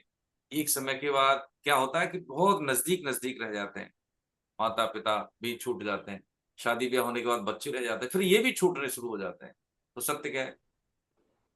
ये वो चीज है कि अभी हम आंख बंद कर लें, है ना, चूहा आंख बंद कर ले, कहे कि बिल्ली मुझे नहीं देख रही, तो बताओ बिल्ली के पंजे से कब तक बचेगा चूहा? बस ऐसी स्थिति में हमारी ये जो काल रूपी समय है, दिन रात का मतलब क्या है कि ये काल रूपी समय हमारी आयु को घट रहा है, बिल्कुल घटा रहा है इसको, है। बड़ी चालाक है जिंदगी, है, नया कल देके उम्र छीनती रहती है। बस इस चीज की ओर हमारी है थोड़ा सा ये लगन लग जाए कि जो आज है आज उसको हम जिए, आज ऐसे ही नहीं चला जाए। हफ्ता में 2 घंटे का है, हमने रजिस्ट्रेशन करवा लिया, सम्मुख हो रहे पढ़ नहीं तो आप घर में तो बैठना है, क्या फर्क पड़ता है उसको। लेकिन वहां पे हम उपस्थित और उपलब्ध न होके हम क्या करते हैं कि चीज समझ में आई। जैसे अर्जुन देखिए कितने बिल्कुल लालायत हैं, वो अपने कल्याण की बात युद्ध में भी कर रहे हैं, तब भी उनसे चीजें छूटी हैं, तभी तो कह रहे हैं मैं पुनः कहूंगा, प्रवक्षा में है, मैं दोबारा से कहूंगा। हरे कृष्ण, कुछ कहना चाह रही मैडम? हाँ, डॉक्टर मधुबाला जी। ऐसे नहीं ही अब हम कैसे हैं? हम ऐसे हैं कि हम भी क्या है कि बटे हुए हैं, कई में बटे हुए, इसलिए हम यहाँ डटे हुए हैं। हम यहाँ हैं, संसार में कष्ट पा रहे हैं, तो इसका कारण सिर्फ एक में कारण है हम, और कोई नहीं। ठीक, हरे कृष्ण, आगे बढ़े प्रभु जी। हाँ, हरे कृष्णा। हरे कृष्णा सर। हरे कृष्ण, प्रणाम, वंदना। सर्वभूतानि कौन्तेय प्रकृतिम यान्ति मामेकाम् कल्पक्षय पुनस्तानि कल्पादो विसर्ज्याम्यहम् प्रकृतिम स्वामष्टभ्य विसर्जामि पुनः पुनः भूतग्रामं ग्राममिमं कृत्स्नवं वंशं प्रकृतिर्वशात्। हे कुंती नंदन, कल्पों का क्षय होने पर महाप्रलय के समय संपूर्ण प्राणी मेरी प्रकृति को प्राप्त होते हैं, और कल्पों के आदि में महासर्ग के समय मैं फिर उनकी रचना करता हूँ।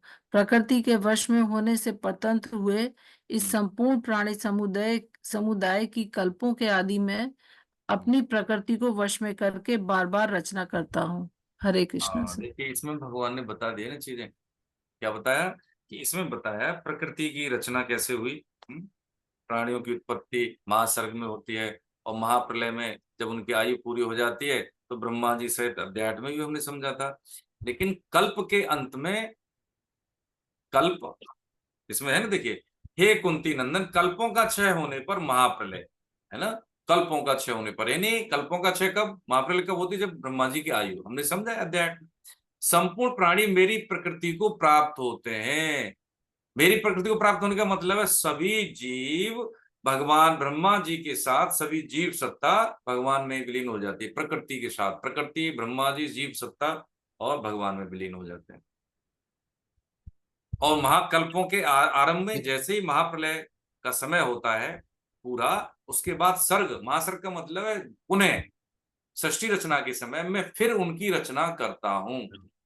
प्रकृति के वश में होने से परतंत्र हुए इस संपूर्ण प्राणी समुदाय की कल्पों के आदि में मैं अपनी प्रकृति को वश में करके प्रकृतिम स्वाम दृष्टाय संभवाम्यात्म माया, हम पंचरत्न समझते ना, वही भाव यहाँ भगवान बता रहे हैं कि अब एक बात देखिए, शंका यहाँ पे होती है। कोई शंका किसी को लग रही है तो बताएं, क्या शंका लग रही है?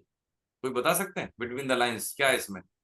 कोई प्रबुद्धजन, कोई गुरुजन इसमें है? देखो तो अच्छा लगेगा हमें। आप अपने आप को अनम्यूट कर सकते हैं, मैडम कर देते हैं। जैसे ही कोई प्रसंग आता है तो सबको शक्ति दे देते हैं कि आप बोले अपनी बात। चलिए, इसमें शंका ये होती है, जब समस्त जीव सत्ता प्रलय, महाप्रलय के समय भगवान में चली गई तो फिर उनका तो कल्याण हो जाना चाहिए, क्योंकि हमने समझा कि जब भगवान की प्राप्ति हो जाती, जाने अनजाने में चले गए। जैसे होता है ना, कई बार भीड़ बहुत ज्यादा है, ट्रेन में चढ़ना है तो कई बार धक्के से चढ़ जाते हैं, मेट्रो में देखा होगा, होता है ना कई बार। कई बार जो उतरने के लिए प्रयास नहीं तो भीड़ में बाहर आ जाते, होता है ना। तो ठीक है, चढ़ गए तो चढ़ गए भाई, उतर गए तो उतर गए। तो ऐसा चलिए मान लीजिए कि हम महाप्रलय के समय में ही चले गए, भगवान में विलीन हो गए, तो फिर हमारा जो फिर दोबारा से क्यों हमारा जो सृष्टि में हम आ जाते हैं? नहीं आना चाहिए। आते हैं, कारण है उसका। तो एक तो क्या है कि हमारा कोई उद्देश्य नहीं होता इसमें। निहित क्या है कि जीव की कामना पूर्ति करना। भगवान जीव को संतुष्ट रखना चाहते हैं, इतने प्रेम में है। यदि जीव भगवान से संतुष्ट होता है तो उसको हाँ ठीक है आओ ना, लेकिन यदि वो काम से संतुष्ट होता है, कामनाएं पूरी कर भाई, ठीक है। इसलिए महाप्रलय के बाद जीव जाता तो है, लेकिन महासर्ग के समय जिस जिस भाव से भावित होता है जीव, उस भाव के अनुसार ही भगवान संयोग पूर्वक शरीर देते हैं। इसी को हमने अध्याय शुरू में समझा ना, कर्म की संज्ञा दी भगवान ने, यही त्याग कर्म है, इनमें कोई उनका अपना कोई व्यवधान नहीं है। तो ये जो स्थिति भगवान ने बताई कि बाद में, अब देखिए कितनी बार हम आ चुके हैं। हाँ, अब देख ले हम कितने कल्प, हमने कल्प, लेकिन हमें पता नहीं है, हमें नहीं मालूम है। हम यही जीवन समझते हैं कि यही 50-100 जो भी भगवान ने दिया यही जीवन। न न न, अनंत है इस जीव की। अब इतने करोड़ों जन्मों हो चुके हैं हमारे, करोड़ों जन्म, कोटि, गोस्वामी जी महाराज कहते हैं अगला है, कितने कोटि जन्म हो जाए, करोड़ों जन्म होने के बाद इतने संस्कार हमारे हैं। देखिए प्रभु जी, हमें लगता है हमने बहुत निकृष्ट कर्म किए हैं, कि भगवान की कृपा है कि मनुष्य जीवन मिल गया है, इसको ऐसे न जानो। ये अशुभ के संयोग के कारण ही हमारी वृत्ति आज भी निर्णय नहीं ले पाती, अपना भला हम नहीं कर पा रहे हैं आज भी। ये बात समझ में नहीं आ रही हमें। जैसे कोई व्यक्ति इंजीनियरिंग कर ले तो उसको फिर इंजीनियरिंग की चीजें, टिप्स समझ में आ जाते हैं, बात से समझ में आ जाएगा है? मैडम डॉक्टर हैं मधुबाला जी, अब ये डॉक्टर हैं तो इनको डॉक्टरी बात समझ में आ जाएगी, जो भी इनका जो भी थीम रहा हो, जो भी स्ट्रीम रहा हो, किसी अन्य को नहीं आएगी। ऐसे ही हम जो है थोड़ा सा साधन भजन करते हैं तो भगवान के जो विधान के जो नियम है वो हमारी समझ आने लगते हैं। जब वो समझ आने लगते हैं तो जो जानता है कि भाई देखो है, इस दवा को खाने से ये रोग हो जाएगा, तो उस दवा को नहीं खाएगा, वो डॉक्टर की दवाई मानेगा। या जिसको पता है तो वो करेगा नहीं। ऐसे ही जिसको ये विश्वास हो गया कि एक सांस दोबारा हमें जीवन में नहीं मिलने वाली, तो सांस की वो खपत बेकारी में नहीं होने देगा, वो व्यक्ति सचेत हो जाएगा, मैं क्या कर लूं इसमें। इसलिए तस्मात है काले, है ना, इस सब समय में भगवान नाम तो हम ले ही सकते हैं, और उससे हमारा कोई काम बिगड़ेगा भी, है ना। तो इसलिए भगवान यह कह रहे हैं कि प्रकृति के वश में होने से परतंत्र, प्रकृति के वश में होने से परतंत्र हुए संपूर्ण प्राणी समुदाय की कल्पों के आदि में मैं अपनी प्रकृति को वश में करके बार बार रचना करता है। एक सब चीज भगवान ने यहाँ पे बताया। आगे हरे कृष्ण, 9वां 10वां, 9वां पढ़े। हरे कृष्ण। हरे कृष्ण। न च माम तानि कर्माणि निबध्वन्ति धनंजय, उदासीन वदासीन म सक्तम तेषु कर्मेषु, मध्याय क्षेण प्रकृति है सूयते सचराचरम, हेतु नानेन कौन्तेय जग द्वि परिवर्तते। हे अर्जुन, उन कर्मों में आसक्ति रहित और उदासीन के सदृश स्थित हुए मुझ परमात्मा को वे कर्म नहीं बांधते हैं। और हे अर्जुन, मुझ अधिष्ठाता के प्रकाश से यह मेरी माया चराचर सहित सर्व जगत को रचती है और इस ऊपर कहे हुए हेतु से ही संसार आवागमन रूप चक्र में घूमता है। हरे कृष्ण। हरे कृष्ण। प्रणाम, वंदन। बहुत बढ़िया। देखिए, हे धनंजय, उन सृष्टि रचना आदि कर्मों में अनासक्त और उदासीन की तरह रहते हुए मुझे भी कर, जैसे बताया ना भगवान ने, है त्याग, कर्म, अध्यात्म, है ना, ब्रह्म, अधिदेव, अधिभूत, अधियज्ञ, उन्हीं में से दोबारा से फिर भगवान ने वही कहा। तभी तो क्या मैं पुनः कहूंगा कि उन सृष्टि रचना आदि कर्मों में अनासक्त और उदासीन की तरह रहते हुए मुझे वे कर्म नहीं बांधते। ऐसा बताया कि मुझे बंध, मैं करता जरूर लेकिन मैं अनासक्त भाव से करता हूं। आसक्त भाव से जैसे हमने समझा, कई बार समझा है कि जब हम किसी मन कब बंधता है, मन जहां जहां तार वहां वहां बिजली, तो जहां जहां हमारी आसक्ति होता है वहां वहां हमारे बंधन होते हैं। जहां जहां हमारी आसक्ति वहां वहां हमारे बंधन, और उतने ही अनुपात में हम बंधे हुए होते हैं, कसे हुए होते हैं, कष्ट में होते हैं। जितने हम हल्के होते हैं उतने हम ऊपर उठते हैं, यानी जिसके बंधन ढीले उतना वो संसार से उच्च स्थिति में, है ना। तो भगवान कह रहे हैं कि मेरी स्थिति ऐसी है कि मैं किसी से आसक्त नहीं हूं, अनासक्त हूं, उदासीन की तरह। हाँ ठीक है, जो जैसा करता है वैसा उसको मिलता है, बस उसी हिसाब से मैं संयोग करा के विभिन्न शरीर देता रहता हूं, इसमें मैं कहीं बंधता नहीं। अब ऐसे ही कर्तव्य कर्म, देखिए जो कर्म स्वधर्म पालन की बात ही तो भगवान बता रहे हैं।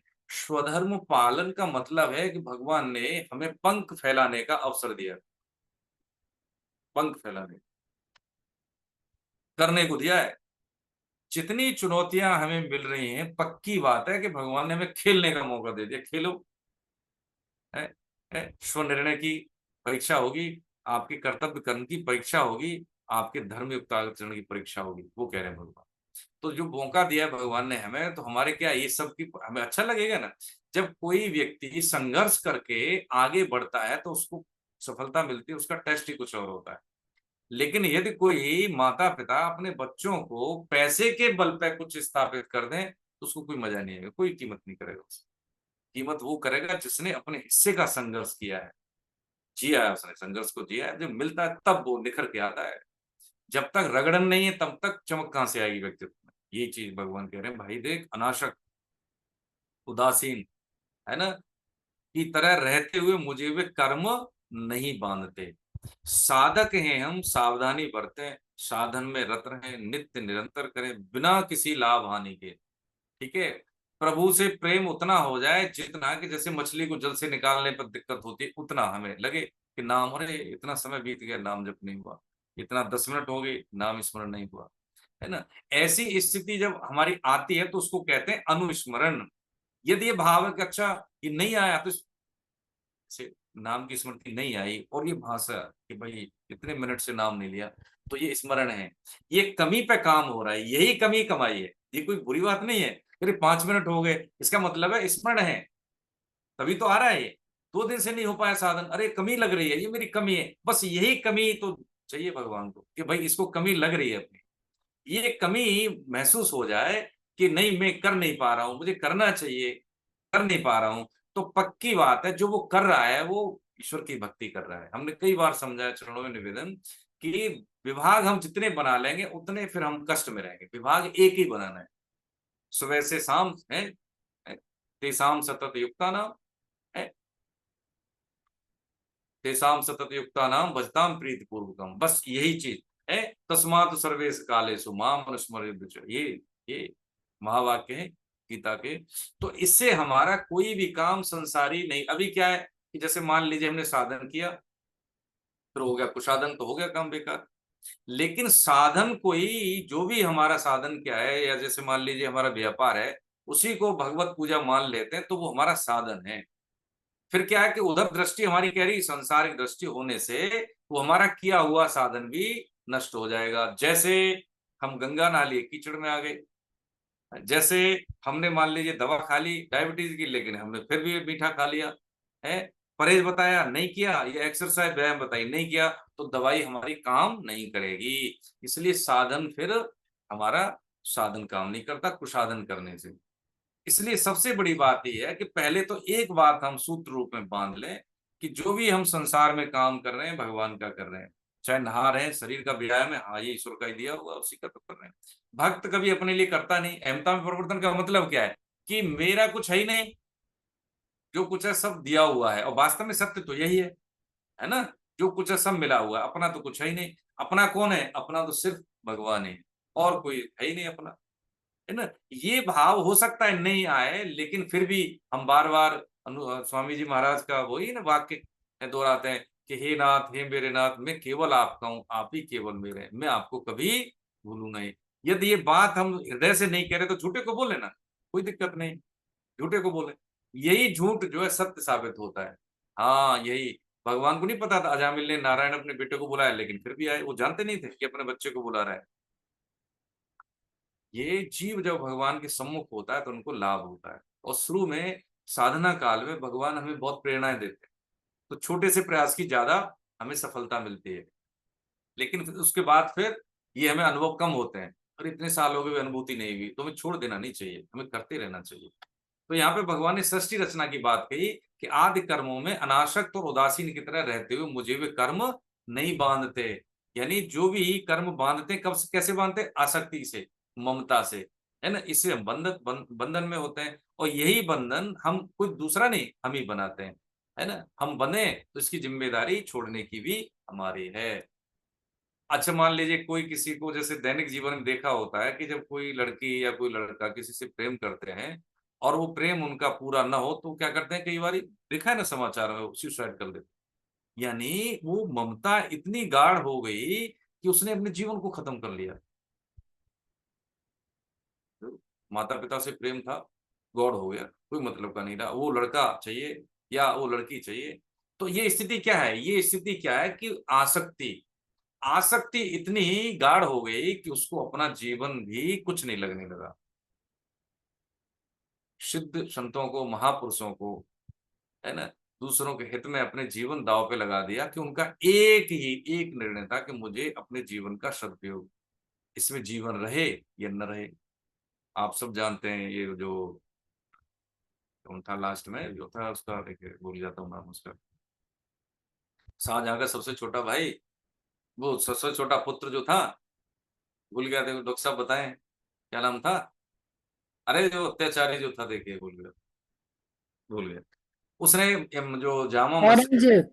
है, औरंगजेब, औरंगजेब औरंगजेब औरंगजेब, हाँ, औरंगजेब जो था, तो उसने कोई अपने महापुरुष थे, गृहस्थी थे, तो पता लगा कि इनकी तो बड़ी ख्याति है, ये तो हमारे धर्म को खतरा पैदा कर रहे हैं। तो उन्होंने बुलाया, सीढ़ियों पे खड़ा, वो ऊपर खड़ा था, हाथ में तलवार, हम तुम्हें बख्श देंगे, ठीक है, तौबा करो, ऐसे करके बोला, मतलब गलती मान लो, अब नहीं ऐसा करेंगे, आप हमारी बात मान लो तो तुम्हारा जीवन, हाँ, बख्श देंगे। उन्होंने कहा देखो भाई, अब तो प्रेम हो गया है प्रभु से, अब शरीर रहे या न रहे, अब तो हम ऐसा, हरे राम कृष्ण हरे राम कृष्ण हरे, और तलवार बहुत क्रूर था, है ना, विधर्मी।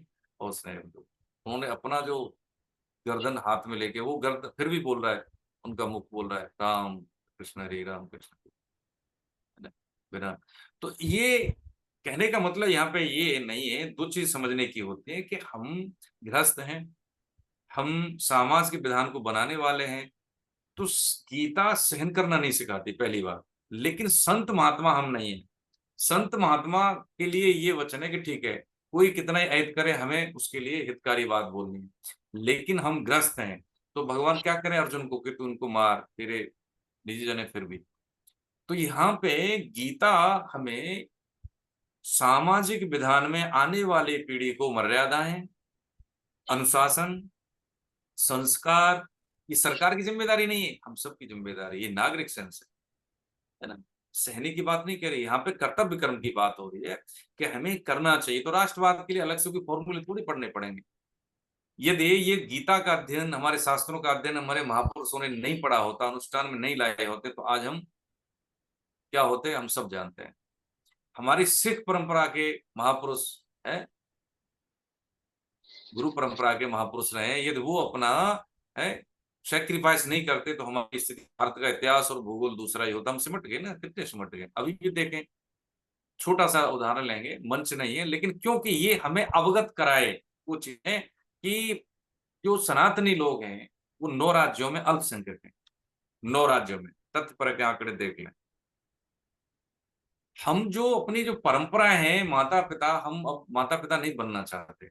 हम तो हैं 2 तक सीमित है, चाचा बुआ मौसी, ये तो सब रिश्ते खत्म हो गए ना। अब ये जो परंपराएं बलवती होती हैं एक दूसरे के प्रति कर्तव्य निर्वाह से, है पितृ ऋण जो होता है वो दुधारी तलवार है कि अपने माता पिता शरीर में उनकी सेवा करना, शरीर में नहीं है तो श्राद्ध तर्पण करना, मर्यादा का पालन करना, और अपने वंश वृद्धि के लिए गृहस्थ आश्रम में है अपने संतान को हमें वाहक बनाना। ये पितृ ऋण है, ये पूरा है। उधर भी सेवा करना है और इधर भी अपनी संतान को कुल मर्यादा का वाहक बनाने के लिए हमें कर्तव्य कर्म करना है, लेकिन वो हम नहीं करते हैं। इतनी सुखास तक की कि हमारी अनुकूलताएं कम हो जाएंगी, संतान होगी हमारे, ये बहुत। तो भगवान कह रहे हैं अनासक्त भाव से उदासीन की तरह कर्तव्य कर्म हमें करने ही है, करने ही चाहिए। ये एक ही विभाग है, अलग नहीं है। हमें घोर कर्म करने में लगता हूँ लेकिन मुझे कोई व्याप्ता नहीं है, क्योंकि मैं अनासक्त भाव से करता हूँ, निर्मम यानी बिना ममता के। ठीक है, हरे कृष्ण। आगे बढ़े। 10वां मैडम ने पढ़ दिया है कि कह रहे प्रकृति मेरी अध्यक्षता में चराचर सहित संपूर्ण जगत की रचना करती है। हे कुंती नंदन, इस हेतु से जगत का विविध प्रकार से परिवर्तन होता है। इस हेतु से, इसी हेतु से, किसी हेतु से, इसी हेतु से विविध प्रकार से परिवर्तन होता है। अब क्या परिवर्तन होता है? देखिए, हम ऐसे समझ लेते हैं कि हम 3 लीलाएं देखते हैं। ठीक है, एक तो सृजन लीला, पालन लीला और एक विनाश लीला है। सत्वगुण है ना, रजोगुण और एक तामस। ठीक है, चीजें देखते हैं, तीनों देखते हैं। तो इसमें तीनों का जब भगवान, हम ये देखते हैं भगवान भागवतिक विधान की बात करें तो हमें स्थूल रूप से दिखता है, कोई किसी की हत्या करता है, कोई जीव किसी को खा रहा है, उधर पूर्ति हो रही है। तो उसमें ये बात भगवान कह रहे हैं, इसी हेतु जगत का विविध प्रकार से परिवर्तन होता है। इसका मतलब है परिवर्तन होना क्या है, ये जगत का नियम है। इसमें परिवर्तन हो गए। क्या परिवर्तन होगा? जो आज है वो कल नहीं रहेगा, जो कल नहीं है दोबारा से उसका पुनर्स्थापन होगा, है ना। तो ये जो भगवान की जो सृजन, पालन और विनाश जो लीला है, भगवान ही अपने आप को पैदा करते हैं, भगवान ही अपने आप का संवरण करते हैं, यानी अपने आप से अपने आप को मारना, अपने आप से अपने आप को पैदा करना। ये हमारी स्थूल दृष्टि का सूक्ष्म दृष्टि, जिसको हम कहें सूक्ष्म मतलब ओछी दृष्टि है। हमारी जो बहुत कमजोर दृष्टि में हमें दिखता है कि कोई किसी को मारता है, कोई किसी को नहीं मारता है। इस जीवन जीने की पद्धति में कर्तव्य कर्म के अनुसार जब कोई मनुष्य कर्तव्य कर्म करता है तो वही उसकी पूजा है। उसने किसी भी कर्तव्य के लिए अपने को सेक्रीफाइस कर दिया, उसके वहां पे नंबर बढ़ गए, है ना। वहां पे होता है ना कई बार, जैसे मान लीजिए कोई व्यक्ति सरकारी विधान में है और कोई अफसर है, उसने क्या किया, सरकारी विधान से प्राप्त स्टाफ के माध्यम से, सरकारी डेकोरम के माध्यम से कोई अच्छा काम कर दिया तो उसको क्या कहते हैं, अवार्ड मिलता है। क्यों? सब तो सरकार का, ये तनख्वाह भी मिल रही, तो अवार्ड किस चीज का? अवार्ड इस चीज का कि उसने अपने कर्तव्य कर्म को करीने से निभाया, अच्छे से निभाया। बस यही है। शरीर, संसार, संसाधन सब तो ईश्वर का ही है। उस जीव ने अपने विवेक की स्पष्टता के कारण अपने कर्तव्य कर्म को बिना किसी भोग बुद्धि के सर्वार्थ हित में, स्वार्थ हित में नहीं, सर्वार्थ हित में उसने अपना कर्तव्य कर्म किया है। इसलिए उसका भगवान सम्मान करते हैं, उसकी रैंकिंग होती है, उसी को महापुरुष कहते हैं। महापुरुष कोई संत चला जाए वहां पे गुफा में बैठ जाए और एक कोई मान लीजिए लोक सेवक है, कोई संसार में रह के वो सेवा करता है, तो उसमें कोई अंतर नहीं, दोनों एक ही जगह पहुंचेंगे, प्राप्ति दोनों की एक ही तत्व की होगी। इसलिए गृहस्थ हम हैं तो इसका मतलब ये नहीं है कि हम तो भगवत प्राप्ति नहीं कर सकते। ये जो भगवान बड़ी बड़ी बातें कह रहे हैं ये तो संत महात्माओं की है, नहीं नहीं नहीं। हमें बस ये स्पष्ट ये स्थिति ये हमारी हो जाए कि हमें करना क्या है और कैसे करना है, ये हमारी भेद जानने की प्रवृत्ति बन जाए, तो जो हम कर्तव्य कर्म करते हैं वही भगवत प्राप्ति का मार्ग है। इसमें कोई अलग से नहीं है। इसके प्रति श्रद्धा भाव, संतों के वचनों को अनुष्ठान में लाना, ठीक है, अपने आप की इज्जत करना, सामान्य भाषा में बोले अपने आप का सम्मान करना, अपने जीवन का सम्मान करना। जीवन एक महोत्सव है ना। ये एन केनवा, देखिए इसमें कहा है ना भगवान ने कि हम किसी भी संतुष्ट है एन केनवा, किसी भी स्थिति में हम खुश रहें, भगवान की सबसे बड़ी कृपा है। लेकिन अभी क्या है कि हम खुश कब रहते हैं हम सब जानते हैं, इसमें नहीं जाएंगे। तो खुशी के कारण हमारे सांसारिक होते हैं, है ना। तो जो भगवान ने स्थिति परिस्थिति शरीर जो कुछ दिया है वो किसी का सपना भी है। अब देखें हम कितने हैं लोगों से आगे हैं, संसाधनों में देखें, स्वास्थ्य में देखें, और स्थिति परिस्थिति में देखें, उसका हम भगवान को शुक्रिया अदा नहीं करते, धन्यवाद नहीं देते, शिकायत नहीं करते हैं। और यदि कोई व्यक्ति जैसे हमने अपने बच्चों के लिए किया है यथा योग्य और बच्चे शिकायत करें तो हमें कैसा लगेगा? बुरा लगेगा ना। बस ऐसे ही है, ठीक है। हम गरीब हैं या अमीर हैं, लेकिन हमारे बच्चे कहते हैं कि नहीं पिताजी आपने देखो जो किया, आज हम उसी तरह से। बाप बीमार नहीं होंगे, माता कष्ट में नहीं होंगे, वो सोचे हमारे लिए तो बच्चे हैं। हाँ बिल्कुल पक्की बात है, लेकिन अरे आपने हमारे लिए किया क्या? तो दुनिया करती है। यही चीज हम भगवान से करते हैं। देखो हमें बहुत आता है प्रभु, अरे कम बुद्धि वाले बताइए वो इतना कर रहे हैं, हम इतने मेहनती हैं, हमें इतना आता है, हमें देखो हमारी बिजनेस नहीं चलती, हमें क्या कमी है? ये सब भगवान के विधान हमारी समझ में थोड़ी आता है। भगवान भी आजकल कैसे हो गए, कलयुग में जाके देखो निकृष्ट लोगों को तो धन संपत्ति है, और जो मर्यादित आचरण करते हैं वो आज कष्ट में। तो ये क्या, ये अशुभ और शुभ में हम अंतर नहीं कर पाते, इसलिए हम ऐसा करते हैं। तो भगवान ने कहा कि अध्यक्ष मेरी अध्यक्षता में चराचर, जो भी चराचर चर और अचर संपूर्ण जगत की रचना मेरी अध्यक्षता में होती है। प्रकृति मेरी अध्यक्षता में ये रचना करती है।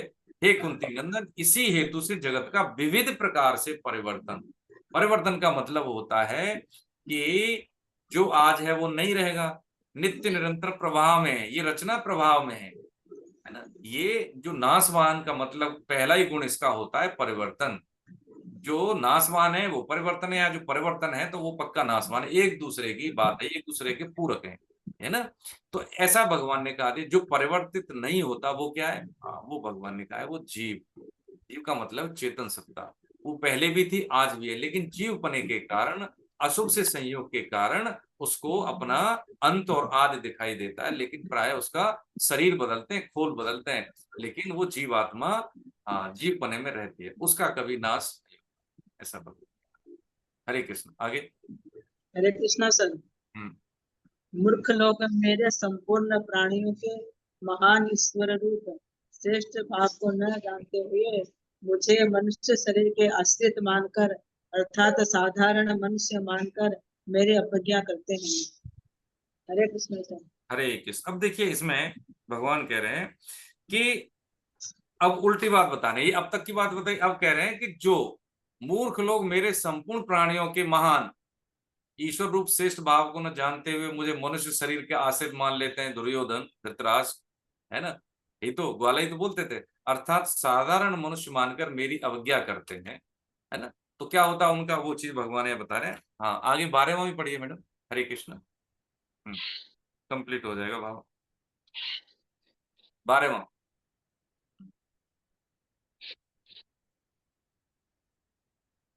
अन्नपूर्णा मैम 12वां पढ़िए। अनम्यूट कर लीजिए अपने आप को। डॉक्टर साहब आप ही बोले, प्रभु जी थोड़ा सा। जो आसुरी राक्षसी और मोहिनी प्रकृति के आश्रय लेते हैं, ऐसे अविवेकी मनुष्यों की सब आशाएं व्यर्थ होती है, सब सुकर्म व्यर्थ होते हैं और सब ज्ञान व्यर्थ होते हैं, अर्थात उनकी आशाएं कर्म और ज्ञान समझ सत्फल देने वाले नहीं होते। हरे कृष्ण। अब जो उल्टे चलते हैं वो भगवान बता रहे हैं। तो पहले देखिए ये बात समझें, क्या कह रहे हैं कि मूर्ख लोग मेरे संपूर्ण प्राणियों के महान ईश्वर रूप श्रेष्ठ भाव को न जानते हुए मुझे मनुष्य शरीर के आश्रित मान लेते हैं, साधारण मनुष्य मानकर मेरी अवज्ञा करते हैं। ऐसा भगवान ने कहा कि जो ऐसा करते हैं वो गलत करते हैं। पहली बात तो यह है कि यदि हमारे में ईश्वरी सत्ता में कोई प्रश्न चिन्ह है, शंका है, तो ये हमारी श्रद्धा की कमी है। पहली बात इसको मान लें। इस सनातन धर्म विश्व में ऐसा है, एक ही धर्म है। देखिए कहा जाए तो विश्व में एक ही धर्म है, बाकी तो सब मैन मेड है, ठीक है। इसको किसी ने आरंभ नहीं किया।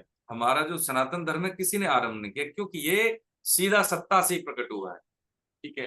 तो इसमें समय के साथ साथ कुछ इसमें विसंगतियां आई, तो ये भगवान ने समय समय पर अवतारवाद लेके महापुरुषों के माध्यम से उस विसंगतियों को दूर किया, लेकिन इसकी सहनशीलता में, सहिष्णुता में, स्वीकार्यता में, श्रद्धा भाव में कोई परिवर्तन नहीं आया।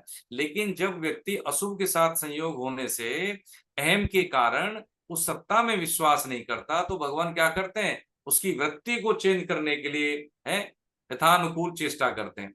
जब व्यक्ति की वृत्ति चेंज नहीं होता तो भगवान उस व्यक्ति को ही समाप्त कर देते हैं, जो कि महाभारत में हुआ। कोशिश की, ऐसा नहीं कोशिश नहीं की, बहुत कोशिश की, लेकिन नहीं हुआ। तो उन व्यक्तियों को भगवान ने युद्ध के माध्यम से अर्जुन को निमित्त बनाया और समाप्त कराया, है ना। अब यहाँ पे कह रहे हैं कि देखिए इसमें क्या कह रहे हैं, मोघ आशा मोघ कर्माणो मोघ ज्ञाना वितेश राक्षसी मासुरी, राक्षस आसुरी और राक्षसी चैव प्रकृति मोहिनी श्रुता। 3 चीजें बताई भगवान ने। आसुरी, आशु यानी पिंड पोषण, केवल अपने में ही हम लगे रहते हैं, मैं खा लूं, मैं पी लूं, मेरे नाम मेरा ये हो, आशु। पत्नी पति जो सब भोग मेरे लिए, आशु, ये क्या है, आसुरी वृत्ति। राक्षसी क्या है कि जो मेरे अनुकूलता में बाधा आए तो मैं उसको नष्ट कर दूं, उसका नष्ट कर दूं, ये राक्षसी। और सबसे खतरनाक क्या होती है, मोहिनी। कुत्ता बैठा चलते चलते पैर मार दिया है, चलते चलते पेड़ की डाली तोड़ दी, पत्ता तोड़ दिया, ये मोहिनी वृत्ति। तो कह रहे हैं कि जो आसुरी और राक्षसी और मोहिनी क्रम से दिए हैं, प्रकृति का ही आश्रय लेते हैं, ऐसे अविवेकी मनुष्यों की सब आशाएं, सारी आशाएं, सब आशाएं व्यर्थ होती हैं, सब शुभ कर्म व्यर्थ होते हैं और सब ज्ञान व्यर्थ होते हैं। अर्थात उनकी आशाएं, कर्म और ज्ञान समझ सत्फल देने वाले, देखिए कितना बड़ा नुकसान कर देता है। देखिए भजन का कभी मतलब क्षरण नहीं होता, ये हमने समझा अभी, है ना। भगवान ने बताया 8 गुणों में से अव्यय है, लेकिन यदि हम क्रोध कर लेते हैं तो 1 महीने का भजन ढक जाता है। ढक जाने का मतलब क्या है, उसका प्रभाव प्रभावित नहीं होता, हमारे प्रकाश में नहीं आता, व्यक्तित्व में प्रकाशित नहीं होता वो भजन का फल। भजन नष्ट नहीं होता, वो रहेगा, लेकिन उसका प्रकाश से हम प्रकाशित नहीं होंगे। अब ये भाव हम रखेंगे तो कितना ही हम शब्द ज्ञानी हो गए, लेकिन व्यवहार में नहीं है, वो व्यक्तित्व में आएगा नहीं। अब जैसे मान लीजिए आप में से IAS हैं, प्रभु कृपा से आपका सहयोग मिल रहा है, तो हम क्या करते हैं, डॉक्टर हैं आप कोई कंपनी के आप हैं, CEO हैं आप में से, है ना, बहुत बड़े कंपनी रन करने वाले हैं, बहुत अच्छे विद्यार्थी भी हैं आप में से। तो कभी कभी हम आपके प्रभाव से प्रभावित हों जन, क्योंकि आपके व्यक्तित्व के प्रभाव से लोग प्रभावित होते हैं। अच्छा डॉक्टर साहब, अच्छा मैडम गुप्ता जी IAS हैं, ठुकराल साहब हैं, अच्छा ये गीता पढ़ते हैं, इसका मतलब है कि हाँ जरूर कुछ हो गया, इतने बड़े बड़े लोग हैं, तो होता ना सामान्य बात।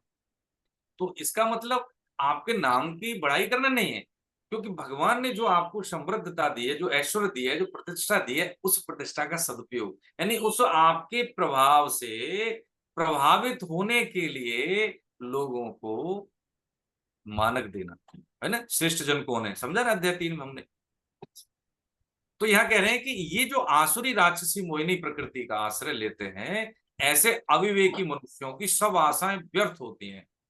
ये लोग जान लें कि देखो भैया इतने इतने हैं व्यक्तित्व है, ऐसा कर रहे हैं तो हम यहीं फंसे हुए अभी, इसका मतलब है कोई ना कोई चीज तो होगी, हाँ तो हमें भी ऐसा करना चाहिए। हम तो सोच रहे थे चुपी अवस्था का है, डॉक्टर साहब तो अभी घोर ग्रस्त में, ये तो इतने व्यस्त रहते हैं कि ये तो बड़े उसमें है। भारती जी मान लीजिए कंपनी चला रही है, तो भाई इनके पास इतना समय कहाँ से आ जाता है। मैं सेमिनार भी करनी है, क्लास भी करनी है, 2-2 3-3 क्लास में भाग लेते हैं, बच्चों की भी जिम्मेदारी है, घर में है पति देव तो शायद घर का ही करते होंगे, घर में भी कुछ योगदान होते होंगे, ये कहाँ से समय लेके आते हैं, हम 2 घंटे नहीं निकाल पाते। तो ये क्या है, ये बस घंटी बजना, इसी को कहते हैं सत्संग, इसी को कहते हैं संग से प्रभावित होकर सत्संग में लग जाए, है ना। अब बाकी ऐसी प्रवृत्ति में हम रहते, साधन कर रहे हैं लेकिन हमें क्रोध है, साधन कर रहे हैं लेकिन हम धोखा देते हैं, साधन कर रहे हैं लेकिन अपने आराम के लिए दूसरे को कष्ट देते हैं। साधन करें, अरे ठीक है बड़े भाई घर में, अरे भैया आप बड़े हैं, हम और कोई बात नहीं आप ले, छोटे अरे तुम छोटे हो आप पहले, ये तो क्या है, ये स्थिति क्या है हमारी, भजन परायण हो गई। भजन हो न हो, भजन होगा ही, है ना। पानी अंदर गया तो प्यास बुझाएगा ही, उसको कुछ नहीं करना है हमें अलग से। ऐसे ही साधन जब हम करते हैं तो साधन से साध्य की प्राप्ति तो होगी होगी, लेकिन साधन से हम कुसाधन हटा दें, साधन ही बनेगा, पक्की बात, पक्की बात। क्योंकि अभी क्या है, हमारी बुद्धि क्या है, साधन की तरफ ज्यादा है, लेकिन कुसाधन की तरफ नहीं, तो इसलिए हम भटकते हैं। हाँ, तो भगवान कह रहे हैं सब शुभ कर्म व्यर्थ होते हैं। हाँ, बिल्कुल व्यर्थ हो गए। अब बताइए, हम साधन करें और कुसंग करें, मिथ्याचार करें, तो काय का, है ना। तो जो भी हमने शुभ कर्म किए हैं, वो शुभ कर्म का कोई फल नहीं मिलेगा, कोई फल नहीं मिलने वाला।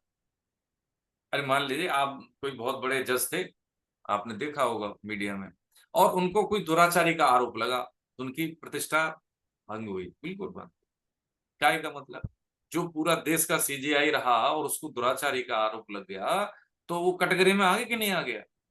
इसलिए कितना ही कोई सज्जन महापुरुष हो, यदि उसने विधान, सामाजिक विधान हो या आध्यात्मिक, उसका अनुकूलन नहीं किया है, प्रतिकूल कोई काम किया है, तो उसको दंड मिलेगा ही मिलेगा। हाँ, इसमें कोई बाधा नहीं है। हो सकता है वो छुप जाए, लेकिन वहां से नहीं छुपता, भगवान के विधान से वो दंड नहीं छुपता। तो इसलिए सब ज्ञान व्यर्थ होते हैं। हाँ, बहुत जानते हैं, लेकिन फिर भी सीजीआई से कौन जानता है, अच्छे बुरे का परिणाम नहीं जानता है, उनसे ज्यादा संविधान कौन जानता है, लेकिन फिर भी किया। तो ज्ञान कैसा है, वो जानकारी कैसी होगी, वो व्यर्थ होगी। इसलिए कि जो व्यक्ति, निरक्षर तो नहीं कह सकते थे कबीरदास जी को, लेकिन आज हजारों लाखों लोग पीएचडी कर चुके हैं उन पे, उनके भावों पे, उनके दोहों पे, उनकी रचनाओं पे। क्यों कर चुके हैं? क्योंकि वहां तक शब्द ज्ञान तो है, लोगों को अपने अपने स्तर से विश्लेषण करते हैं, लेकिन वो भाव कबीरदास जी वाले कभी नहीं आए, अभी नहीं आए। नहीं तो कबीर कबीर नहीं रहते, आज तक हजारों कबीर पैदा हो जाते हैं। लेकिन क्यों? क्योंकि वो सब ज्ञान व्यर्थ है, वो शब्द ज्ञान है। हाँ, हम अच्छी संस्कृत बोल लेते हैं, हमें बहुत वेदों का अध्ययन है, हम विपश्यना भी जानते हैं, हम ये भी योग क्रिया जानते हैं, वो सब क्या है, बाहरी है, सब बाहरी है। आंतरिक में, अंतस में घटन अभी अध्यात्म का हुआ नहीं। अंतस में घटन होता है तो इसमें पर कोई दिखाई नहीं देता। क्या क्या क्या भगवान ने क्या कहा है कि मत्त पर तरत नान्या किंचित दस्ते धनंजय, इस सृष्टि में मेरे अलावा कुछ है ही नहीं। ऐसा देखता उसको, ऐसा देखता उसको, है ना। तो सब ज्ञान व्यर्थ होते हैं, उनकी आशाएं, कर्म और ज्ञान समझ सत्फल देने वाले नहीं होते, कोई परिणाम देने वाले नहीं होते, कुछ नहीं देने वाले। इसलिए होता है कि साधन भी करते हैं लेकिन परिणाम नहीं होता, हृदय में शांति नहीं होती, हमें ऐसा नहीं लगता कि हम कुछ आगे चलें। देखिए, ये भगवान ने कहा प्रत्यक्ष अवगम, सिंपल सी बात है, सामान्य सी बात है कि यदि हम साधन करते हैं, कुशाधन के प्रति हमारी सतर्कता है, तो हमारे हृदय में शांति, धैर्य, व्यवहार में उतावलापन नहीं होगा। पहली बात आ जाएगी, वाणी में धैर्य आ जाएगा। हमारे प्रति कोई प्रतिकूल टिप्पणी भी हो रहा है तो हमें अपने सुनने की सामर्थ्य आ जाएगी, ये पक्की बात है। तो ये प्रत्यक्ष अनुभव के विषय होते हैं, तो ये सत्फल देने वाले नहीं होते, है ना। सत्फल देने का मतलब क्या है कि इससे हमारा योग युंजन नहीं होता। हाँ, ये है कि उसका हमें 10 खर्च करें, 70 मिल जाए, लाख मिल जाए, बात हो सकती है, लेकिन इससे परमात्मा प्राप्ति नहीं होती। अशुभ से संयोग होने के कारण हमें आना ही पड़ेगा। और यदि हमें पुण्य का फल भी मिलना है, मान लीजिए अच्छे कर्मों का अच्छा परिणाम मिलना है, तो उसके लिए भी जन्म और मृत्यु जैसे कष्ट तो झेलने ही पड़ेंगे ना। इसलिए कि इस सृष्टि में दोबारा आने का मतलब क्या होता है, अशुभ से संयोग हुआ है तभी। महापुरुष तो आते हैं दूसरों के कल्याण के लिए, वो तो अलग अपवाद है, लेकिन हमारे जैसे जो जीव हैं, जो मनुष्य हैं, वो अपने अपने कर्मों के परिणाम के कारण ही हम दोबारा से यहाँ पे बार बार आते रहते हैं। हरे कृष्ण। आगे 13 और 14। पुरुषोत्तम लाल शर्मा जी हाँ, कर पढ़िए सकते हैं। साहब।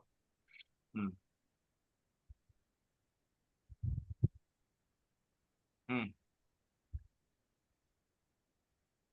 नहीं है क्या कोई आगे? अगले कौन है? नहीं तो अमित चौधरी जी कर सकते हैं। अमित जी, जी हाँ, मैं जी। हाँ। महात्मानस्तु मां पार्थ दैवीं प्रकृतिम् आश्रिता भजन्त्येनयन् मनसो ज्ञात्वा भूतादिं वयम् सततं कीर्तयन्तो मां यतन्श्च दृढव्रता नमस्यन्तश्च मां भक्त्या नित्ययुक्ता उपासते। परंतु हे प्रथानंदन, दैवी प्रकृति के आश्रित अनन्य मन वाले महात्मा लोग मुझे संपूर्ण प्राणियों का आदि और अविनाशी समझकर मेरा भजन करते हैं। नित्य निरंतर मुझ में लगे हुए मनुष्य दृढ़वती होकर लगन पूर्वक साधन में लगे हुए और प्रेम पूर्वक कीर्तन करते हुए तथा मुझे नमस्कार करते हुए निरंतर मेरी उपासना करते हैं। हरे बहुत कृष्ण। अरे देखिए, अभी भगवान ने बताया ना, जो मेरे में श्रद्धा नहीं करते उनकी स्थिति बताई, उनका विवरण दिया। अब जो कह रहे हैं कि दैवी प्रकृति के, दैवी के मतलब भगवान, भागवतिक गुण, इनको स्वभाव प्रकृति मतलब स्वभाव के आश्रित अनन्य मन वाले महात्मा लोग मुझे संपूर्ण प्राणियों का आदि और अविनाशी समझकर मेरा भजन करते हैं। नित्य निरंतर, नित्य का मतलब जब से होश संभाला है और जब तक जिंदा है हम तब तक नित्य निरंतर, सुबह से शाम, शाम से सुबह मुझ में लगे हुए मनुष्य दृढ़व्रती। देखिए दृढ़व्रती शब्द आया, कितना बढ़िया। दृढ़व्रती का मतलब ये है कि हाँ, ये अहम में बैठ जाए। जैसे बैठ जाते ना कि हम उसकी पत्नी है, हम उसके पति हैं, ये किसी को याद नहीं दिलाना पड़ता, लेकिन हमें पता है। हम सो रहे हैं लेकिन हमें नाम पता है, हमारा हम जग जाएंगे, बाकी कोई हम नहीं जगेंगे। दृढ़व्रती के हमारा हाँ उद्देश्य क्या है? लगन पूर्वक, हाँ भैया ठीक है, 8 बजे हमें बैठना है, माला हमें करनी है, कर्तव्य कर्म करना है, ये सावधानी है, बहुत सावधानी से। तो साधन में लगे हुए प्रेम पूर्वक, हाँ प्रेम का मतलब है भजताम प्रीत पूर्वकम, कीर्तन करते हुए मुझे नमस्कार का मतलब है कि मैं जैसी परिस्थिति थी उसमें प्रसन्न रहे। अरे प्रभु की बड़ी कृपा है, हाँ कृपा ही तो है, लेकिन उसमें हम शिकायत कर देते हैं तो बस अब क्या है, फिर वो दिक्कत है, वो नमस्कार नहीं। नमस्कार का मतलब होता है कि हमारे आराध्य देव जो भी स्थिति परिस्थिति वो मुझे स्वीकार, यही नमस्कार है करते हुए निरंतर मेरी उपासना। उपासना का मतलब होता है उपासन, नजदीक बैठना। ये अनुभव हो कि भगवान मेरे मेरे मैं उनका हूँ, उनसे अलग सत्ता है नहीं, जो मैं हूं मेरा अपना उनके होने से है, ये उपासना है। देखिए एक स्थिति हम समझें, आत्मान आत्मान प्रतिकूलान परेशान समाचरित, हम वही काम न करें जो हमें अब लगे कि हमारे लिए ठीक नहीं लगता, उस व्यवहार को हम दूसरों के लिए न करें। एक थंबिंगली रूल है, एक मतलब सामान्य सी बात है कि जो कार्य जो व्यवहार हमें पसंद नहीं वो दूसरों को। आत्मान प्रतिकूलान है ना, परेशान समाचरित है ना, जो व्यवहार हमारे लिए उचित नहीं लगता दूसरों के लिए नहीं करें। हमें किसी बहन बेटी, हमारी बहन बेटी की तरफ कोई बुरी नजर से देखे तो हमें भी नहीं देखना चाहिए। हमें अशिष्ट व्यवहार अच्छा नहीं लगता, हमें दूसरों के लिए भी नहीं करना चाहिए। हमें अपना शरीर प्यारा है ना, तो हमें जीव हत्या हमें नहीं करनी चाहिए, लेकिन खान पान में मार देते हैं अपने रसना के स्वाद के लिए, कितना है ना। तो ये कोई बहुत बड़ी बात नहीं है, कोई इसमें कोई रॉकेट साइंस नहीं है, सामान्य से नियम है कि हम कुछ भी बने, कुछ भी पद प्रतिष्ठा लें, ये बहुत आयाम है, जिंदगी को खुल के जी सकते हैं, सीमित नहीं जिए। बहुत भगवान ने हमें पंख फैलाने का अवसर दिया है सृष्टि में, हाँ ये दोबारा से मौका नहीं मिलना। अभी जो हमारी समझ है, शक्ति है, इसको हम खूब मेहनत करें, खूब जितना हो सकता है अध्यवसाय खूब करें, लेकिन मर्यादा से, शुद्ध आय से, शुद्ध आचरण से, तो इससे होगा। ये पूजा है, ये भक्ति है, बिल्कुल हाँ, इसमें कोई दो राय नहीं है। अब समझने की बात क्या है? समझने की बात ये है कि इससे अहम न पाले, अहम फिर वो नासवान, फिर दिक्कत होगी। इसलिए सावधानी बहुत जरूरी है। सावधानी घटी दुर्घटना घटी। हाँ, ये शरणागत का मतलब यही है कि अहम गलित हो जाए, अहम नहीं रहे वहां पे। तो कह रहे हैं कि माम भक्तिया नित्य नित्य युक्त उपास, दृढ़वती होकर लगन पूर्वक साधन में प्रेम पूर्वक सततम कीर्तयंतो माम, सततम माने नित्य, कीर्तयंतो प्रेम पूर्वक उच्च ध्वनि से। अभी देखिए शुरू में आपने देखा होगा इनको, योगराज जी को 10 मिनट की, उनको नहीं पता क्लास भी होनी, ये प्रेम पूर्वक, हमें समय की पता नहीं लगे लेकिन कीर्तन करते रहे। अब हम देख रहे हैं भैया 10 लेकिन वो भाव है, ठीक है। इनकी स्थिति में थोड़ा फिजिकल नहीं मिला उनसे, लेकिन हाँ प्रभु देखो अच्छे हैं तो उनके प्रभाव से हमें भी लाभ होगा, इसलिए कह रहे हैं बहुत अच्छी स्थिति में है ना। और ये जब कीर्तन करते हैं तो मुझे तो आदरणीय डॉक्टर साहब के माध्यम से पता लगा कि ये ऐसी वायु है, कैसी वायु है, हाँ ये संक्रमण रोग होता है ना, कि एक को हो गया दूसरे को। सततम कीर्तन, तो जैसे हमारी बैटरी डाउन हो गई तो हम क्या करते हैं, जैसे मान लो नेटवर्क हमारा खराब हो गया, मोबाइल का नहीं काम कर, हम कहते हैं भैया अपना हॉटस्पॉट दे दो। तो संकीर्तन में क्या करते हैं कि यदि हमारे में सामर्थ्य नहीं है तो संघ के प्रताप से हमारा और विकसित होता है। जो भागवतिक गुण है वो आते हैं उनमें, इसलिए सत्संग जरूरी है। क्लास में तो मान लीजिए हम अध्ययन तो वैसे भी कर सकते हैं, लेकिन इस क्लास के माध्यम से जो ऑरा हमें मिलता है आप जैसे सत्संगियों का, उसकी बात ही कुछ और है। उसमें जो ओज प्रकट होता है अध्ययन से, जो आभा निकलती है वो आभा मुफ्त की होती है और वो सत्संग के प्रभाव से होती है। इसी को कहा गया है कि सततम कीर्तयन्तो माम यतन्तस्य दृढ़ता, है ना, ये प्रेम पूर्वक। तो जो हमारे विधान में समझ है नहीं है, जैसे कहा ना भगवान ने मान ले, तो वो मानपना जो है वो स्वीकार्यता में आने लगता है। फिर हमारी दृष्टि समझ में आ जाती है कि अच्छा ये ऐसे ऐसे हो रहा है, फिर सूक्ष्म दृष्टि हमारी हो जाती है, वो भागवतिक विधान फिर हमारे अंतस में उतरने लगते हैं और स्वीकार्यता में, फिर जो मानने वाली बात स्वीकार्यता में आ जाती है। ठीक है, और इसमें हम आज यही लेते हैं 15वां देख लेते हैं, 15 तक ले लेते हैं कि जो दूसरे साधक है ज्ञान यज्ञ के द्वारा। अब देखिए इसमें बता रहे हैं ज्ञान यज्ञ के द्वारा एक ही भाव से यानी अभेद भाव से मेरा पूजन करते हैं, मेरी उपासना करते हैं। वो तो भगवान ने बता दी भक्ति योग की बात। अब यहाँ पे ज्ञान योग का साधन बता रहे हैं।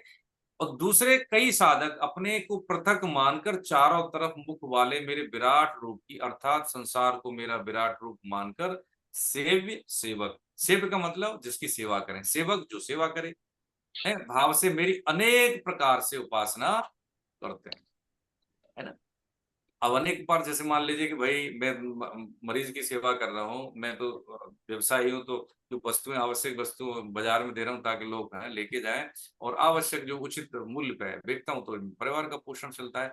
तो ये कह रहे हैं कि ये जो धर्म तो एक है, ठीक है, धर्म से जब हम ध्येय की तरफ जाते हैं तो उसके रास्ते अलग अलग हो सकते हैं, क्योंकि स्वधर्म व्यक्तिगत होते हैं, है ना। हर व्यक्ति का स्वधर्म अलग अलग है, अपनी क्षमता रुचि के अनुसार वो अपने रास्ते को चुनता है और तद अनुकूल आचरण करता है, गंतव्य तक पहुंचता है। प्रभु जी, इसमें कोई बहुत ज्यादा बड़ी रॉकेट साइंस नहीं है।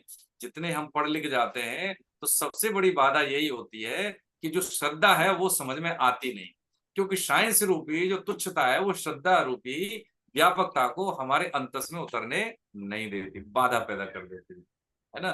तो आज हम ये देखिए समझे राज विद्या राजयोग जो भक्ति योग का सटक चल रहा है, इसमें से थम्बिंगली जो एक वन लाइनर चीज हम समझ लेते हैं, आदरणीय डॉक्टर साहब तो बताएंगे, है ना, कि पहले तो हम अपनी अपने अपने आप अपना सम्मान करें, अपने आप को तवज्जो देना शुरू करें।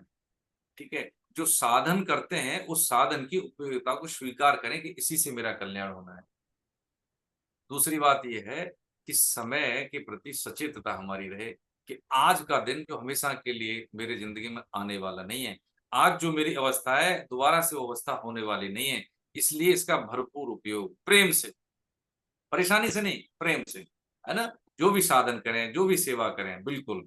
और ये चार जो हमारे जो काम थे वो जरूर करें, तो हमारा जो जीवन जो है ना निष्फल नहीं होगा। हाँ बिल्कुल, सतर्कता हमारी बड़ी रहेगी। यदि हम बुराइयों पे ध्यान रखेंगे तो अच्छाइयां शेष बचेंगी और अहम भी हाँ हमारा गलित होगा। तो ये छोटे छोटे से उपाय स्वामी जी के माध्यम से हम समझते हैं, साधक संजीवनी के माध्यम से समझते हैं, इसको हम आचरण में लेके आए। क्योंकि देखिए समय हमारे पास ज्यादा है नहीं, हम हो सकता है बच्चे हों, हो सकता है हमें लग रहा हो अभी हमारे पास बहुत है, लेकिन सभी अंधेरे की बातें हैं, हमें एग्जैक्टली नहीं पता है कि हमारी यात्रा भी कितनी बाकी है। इसलिए जो कर्तव्य कर्म है, जो करने योग्य कार्य है, उसको हम पहले कर लें, जो हमें करना है। बाद का बोनस बचा है, जीवन जिएंगे, कोई दिक्कत नहीं है। हाँ हाँ, अच्छा लगेगा हमें, सब में भगवत दर्शन होंगे। बस यही आज हम विराम लेते हैं। हरे कृष्ण। किसी का कोई प्रश्न हो, कोई शंका हो तो बताएं प्रभु। हाँ एक बात हम कहते देखिए, वो सॉरी जो ग्रेटर नोएडा में है 128 सेक्टर में बाल संस्कारशाला हो रही है, ठीक है, तो उसमें आप नजदीक के हैं तो आप उसमें जाएं। मैडम भारती जी से निवेदन है कि वो ग्रुप में शेयर कर देंगी उस पंपलेट को। और दूसरा श्रवण कुमार जी का, हाँ मिश्रा आपसे अभी ये बात करता हूँ। दूसरा क्या है, देखिए ये जो अभी कृष्ण जन्माष्टमी आ रही है उससे एक दिन पहले है बनारस में सेमिनार हो रही है, ठीक है। तो मेरा तो निवेदन है कि वो ऐसा संयोग है कि भगवान महादेव जो है, महादेव जैसे महादेव से नहीं प्रसन्न होते, भगवान के नाम से प्रसन्न होते, तो ये बहुत अच्छा संयोग है कम से कम समय में, कम से कम मतलब खर्चे में हमें ऐसा एक संयोग मिल रहा है सत्संग का, हम वहां पे जरूर जाएं। ठीक है, तो रजिस्ट्रेशन करा लें, क्योंकि वहां पे ज्यादा समय नहीं रहा है तो अंतिम व्यवस्थाएं करनी है, पूरी तरह से अंतिम रूप देना व्यवस्थाओं को। तो यदि आप आएंगे तो अच्छा लगेगा, ठीक है, तो उसमें रजिस्ट्रेशन करा लें, वो भी हम ग्रुप में शेयर कर देंगे। दो चीजें देनी थी। तीसरा ये है कि जो हमारा कीर्तन है पंचरत्न श्लोक हैं, हमें शुद्ध आना चाहिए। हमारी आवाज कैसी इसमें न जाए। देखो बार बार चरणों में निवेदन, ये एक्टिव पार्टिसिपेशन। अब हम ऐसे स्तर पे आ गए हैं कि हमें चीजें आनी चाहिए, और बिना किसी हमें हमें ये लगो हमारा बारी हमारी बारी, ये अपनी तरफ से बोले। अब ये तो बताइए अनुभव में आने वाले हैं, खत्री साहब हैं, गट्टानी जी हैं, डॉक साहब हैं, ये तो सब जानते हैं, आदरणीय घनश्याम साहब, इनको सब पता है इनको क्या है। लेकिन क्या है कि हम नए लोग आए, है ना, श्रवण कुमार जी हैं, अमित जी हैं, ठीक है, भारती मैडम हैं, जितने भी नए लोग हैं, ठीक है, यूथ है, उनको आगे आना चाहिए बिना किसी इसके कि हमसे अशुद्ध होगा शुद्ध होगा, कोई फर्क नहीं पड़ता है। हम सीखने के लिए तो हैं, परफेक्ट थोड़ी है, परफेक्शन लाने के लिए हम यहाँ हैं, तो हम जब जरूर बात, ठीक है। हाँ मिश्रा जी बोले, श्रवण कुमार मिश्रा जी को मैडम अनम्यूट कर दीजिए। हरे कृष्णा, अपने आप को अनम्यूट करें साहब। कर सकते हैं वो अपने आप को नहीं। हाँ, श्रवण कुमार मिश्रा जी अपने आप को अनम्यूट करें सर,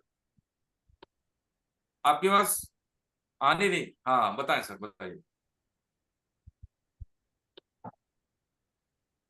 मुझे लगता है हाँ, और कोई कुछ कहना चाहे? हरे कृष्णा सर।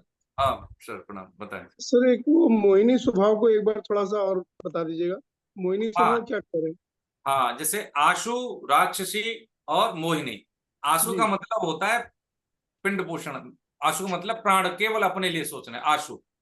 आसुरी मतलब जो केवल अपने बारे में सोचे, दूसरे के बारे में नहीं सोचे, आसुरी वृत्ति है। राक्षसी का मतलब है कि मेरे अनुकूलता में, मेरी कामनाओं में बाधा पैदा हो तो क्रोध आ जाए और उससे अनिष्ट कर दे दूसरों का।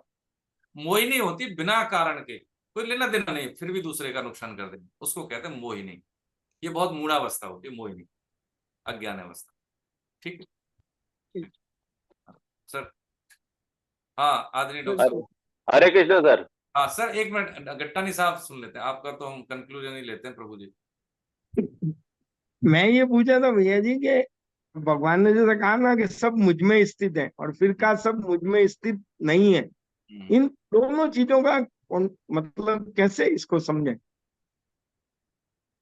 हाँ देखिए, दो एक चीजें हैं। ये हमने उदाहरण लिया था समुद्र का तरंग से, कि जैसे तरंग का कोई अस्तित्व नहीं है, वायु के होने से ही, वायु विकार होने से ही समुद्र से तरंग बनी, लेकिन वो तरंग का कोई अस्तित्व है नहीं। ऐसे ही जो जीव सत्ता है, वो जीव सत्ता जो दिख रहा है, जो प्राणी है, वो सब क्या है, जो स्थूल दृष्टि जो दिख रही है सृष्टि, वो कैसी नाशवान है, इसका कोई अस्तित्व नहीं है। लेकिन इसको होनेपन को आधार मैंने ही दिया है, यदि मैं नहीं हूं तो टिकेगी, ठीक है। जैसे आश्रय सभी जीव कहाँ ले रहे हैं, जमीन पर ले रहे हैं ना आश्रय, सब जमीन धरती पे तो आश्रय लेते हैं। ऐसे ही समस्त अनेक सृष्टियां भगवान में है, पृथ्वी जैसे तो कितने ग्रह होंगे, कितने लोग हैं, है ना, तो सबका आधार भगवान ही है। लेकिन भगवान है, जैसे मान लीजिए समझे कि यदि जो सृष्टि नाशवान है, यदि गुण नाशवान के हो जाए, भगवान में इस तरह से हो जाए जैसे हैं, तो जब चीज ना अंदर में, जैसे कोई ऑर्गन हमारा खराब है तो हमारा शरीर फिर क्या होता है, बीमार हो जाता है, और शरीर पूरा भी हो जाता है। होता है कि नहीं होता है? इसका मतलब है कोई अंदर विकार हुआ, और विकार का परिणाम हुआ मृत्यु। ऐसे ही यदि ये विकारवान सृष्टि भगवान में स्थित है, ऐसे करके जैसे हमारे शरीर में हम गए, तो भगवान का भी क्या होगा, नाश होगा कि नहीं होगा, सामान्य भाषा में समझ रहे हैं। लेकिन आधार क्या है, आधार दे रहे हैं लेकिन उनका संयोग नहीं है। जैसे चुंबक को ढक दिया हमने, दिख नहीं रही, लेकिन उसके होने से इधर उधर हिलन डुलन हो रही है लोहे के कणों में पड़ने में। ऐसे ही जो हमारी जो क्रियाएं हो रही हैं, भगवान रूपी सत्ता के संयोग से तो है, लेकिन सिर्फ उतना ही संयोग है जितना कि फसल हम बोते हैं खेत में, है, लेकिन खेत में फसल नहीं है, लेकिन संयोग है, उसको वहां से संयोग मिल रहा है, पोषण मिल रहा है, खाद मिल रही है, पानी मिल रही है। लेकिन जो इतना बड़ा वृक्ष हो गया, कोई जमीन में थोड़ी था इतना बड़ा वृक्ष, उसको आश्रय दिया हुआ है, फलने फूलने का आश्रय दिया हुआ है। जैसे आकाश में वायु है, सब जगह है ना, बस वो आश्रय है। आकाश ने वायु को स्थान दिया है, अवकाश दिया है आकाश। ऐसे ही हमें ये बात समझ में नहीं आएगी तो भगवान ने कहा क्या कि मेरी बात मान ले। कब समझ में आएगी? बारे मते घृत हो बरु सिकता ते बरु तेल, पानी से तेल नहीं निकलता ना, और बालू से तेल नहीं, और पानी से घी नहीं निकलता, लेकिन फिर भी बिना हरि भजन के मुक्ति हो नहीं सकती, कभी नहीं हो सकती। पुण्य कर्म हो जाएंगे, उच्च लोक मिल जाएंगे, लेकिन बिना हरि भजन के ये समझ में नहीं आएगा। इसलिए कहा है कि सिकता माने बालू से क्या निकल सकता है? तेल नहीं निकल सकता, लेकिन फिर भी हो सकता है, संभव हो जाए। लेकिन भैया है सिकता तेवर तेल बिन हरि भजन न भवतरी, यह सिद्धांत अपेल, ये सिद्धांत कभी फेल होने वाला नहीं। इसलिए समझ में नहीं भी आए तो भी मान लें कि जो भगवान ने कहा है मान लो भैया, साधन तो करें तो दृष्टि हमारी वहां तक पहुंचेगी। ठीक है सर, आप भावार्थ पढ़ लेंगे तो और क्लियर हो जाएगा उससे। हरे कृष्ण सर। हरे कृष्णा सर। प्रणाम सर। वंदन सर, 9वां अध्याय राजविद्या राजज्ञ चल रहा है और भगवान भी अर्जुन की तरह हमें मान रहे हैं कि 8 अध्याय हम पढ़ चुके हैं, तो हमारी समझ में कितना आया है। इसलिए इस अध्याय में देखेंगे तो कई रिपीटेशन है सर, कई चीजें जो है पहले आ चुकी है, हमें बार बार ध्यान दिला रहे भगवान। जैसे 9/14 श्लोक है कि नित्य निरंतर मुझ में लगे हुए मनुष्य दृढ़व्रती लगन पूर्वक साधन में लगे हुए मुझे नमस्कार करते, मेरी उपासना करते, प्रियवर्तन। इसी तरह का सेम श्लोक सर 8/14 और 7/14 है, दोनों 14 देखें आप तो 8/14 के अंदर भी आता है कि अनन्य चित्त वाला जो मनुष्य मेरा नित्य निरंतर स्मरण करता है, उस नित्य निरंतर मुझ में लगे हुए योगी के लिए मैं सुलभ हूँ और उसको सुलभता से प्राप्त होता हूँ। मतलब रिवाइज कर रहा है हमारी इस बात को कि जो मुझ में नित्य निरंतर रहते हुए अपना कर्तव्य कर्म करता रहता है, मैं उसको प्राप्त हूँ। और इसी तरह 7/14 के अंदर भी ये आया है कि जो केवल मेरे ही शरण में होते हैं वो इस माया से तर जाते हैं, जो मेरी दुरत्य माया है। ये तीनों बात हमें रिवाइज कर रही है।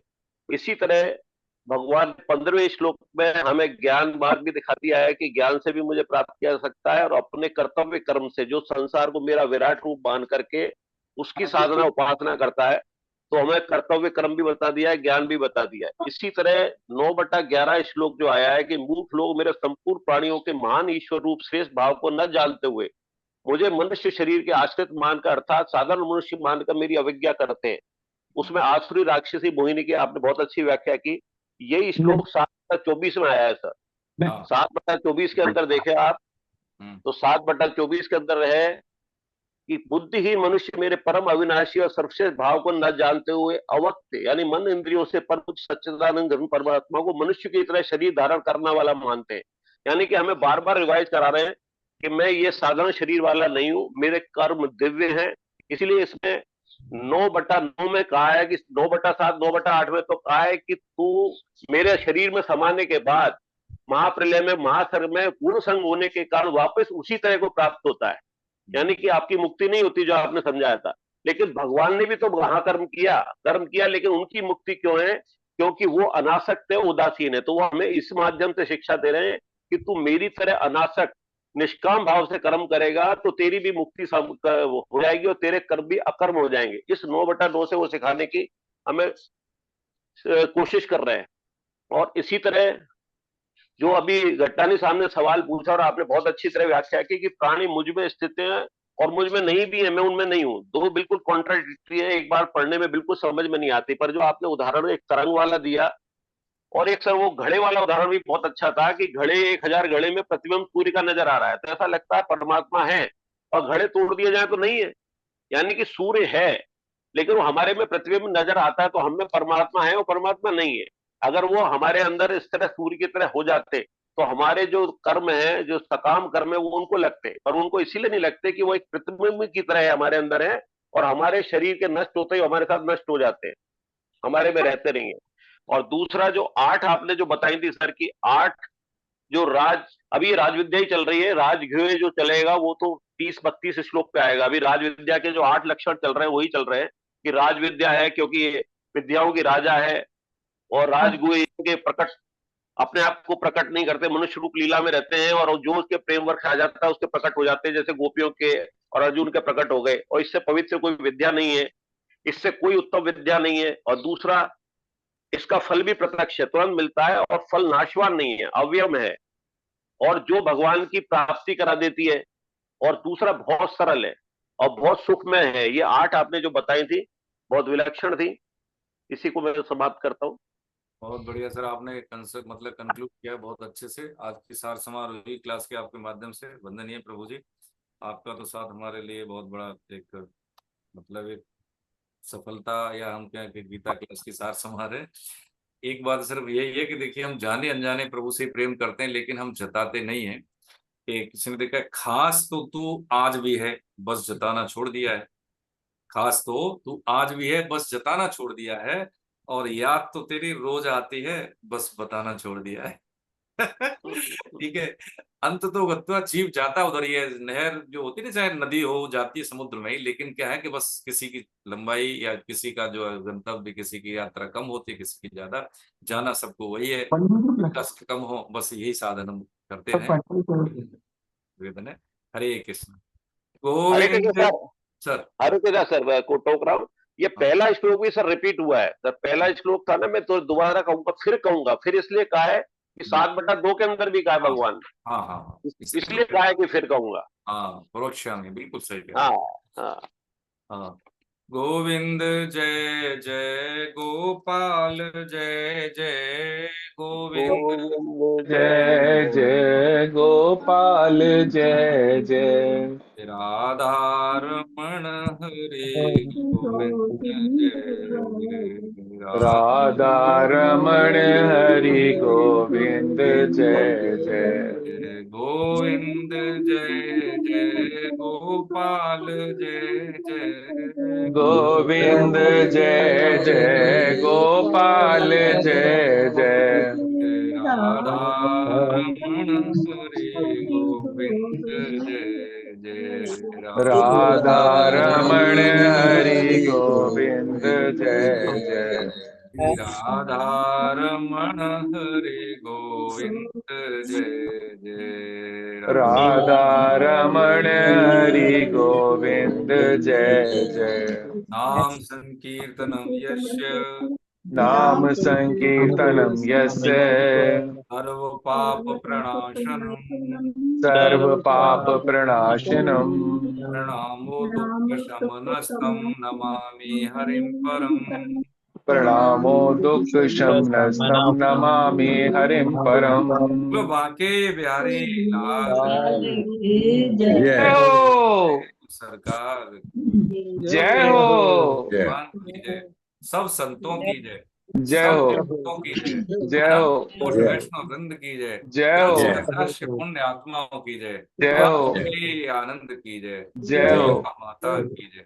जय हो जय जय श्री श्री राधे। राधे जय जय श्री राधे जय जय श्री मैं राधे आपको हरे कभी कृष्णा गुरु नहीं, मैं केवल आपका हूँ। ना बहुत बहुत प्रणाम। हरे कृष्ण। हरे कृष्णा हरे कृष्णा हरे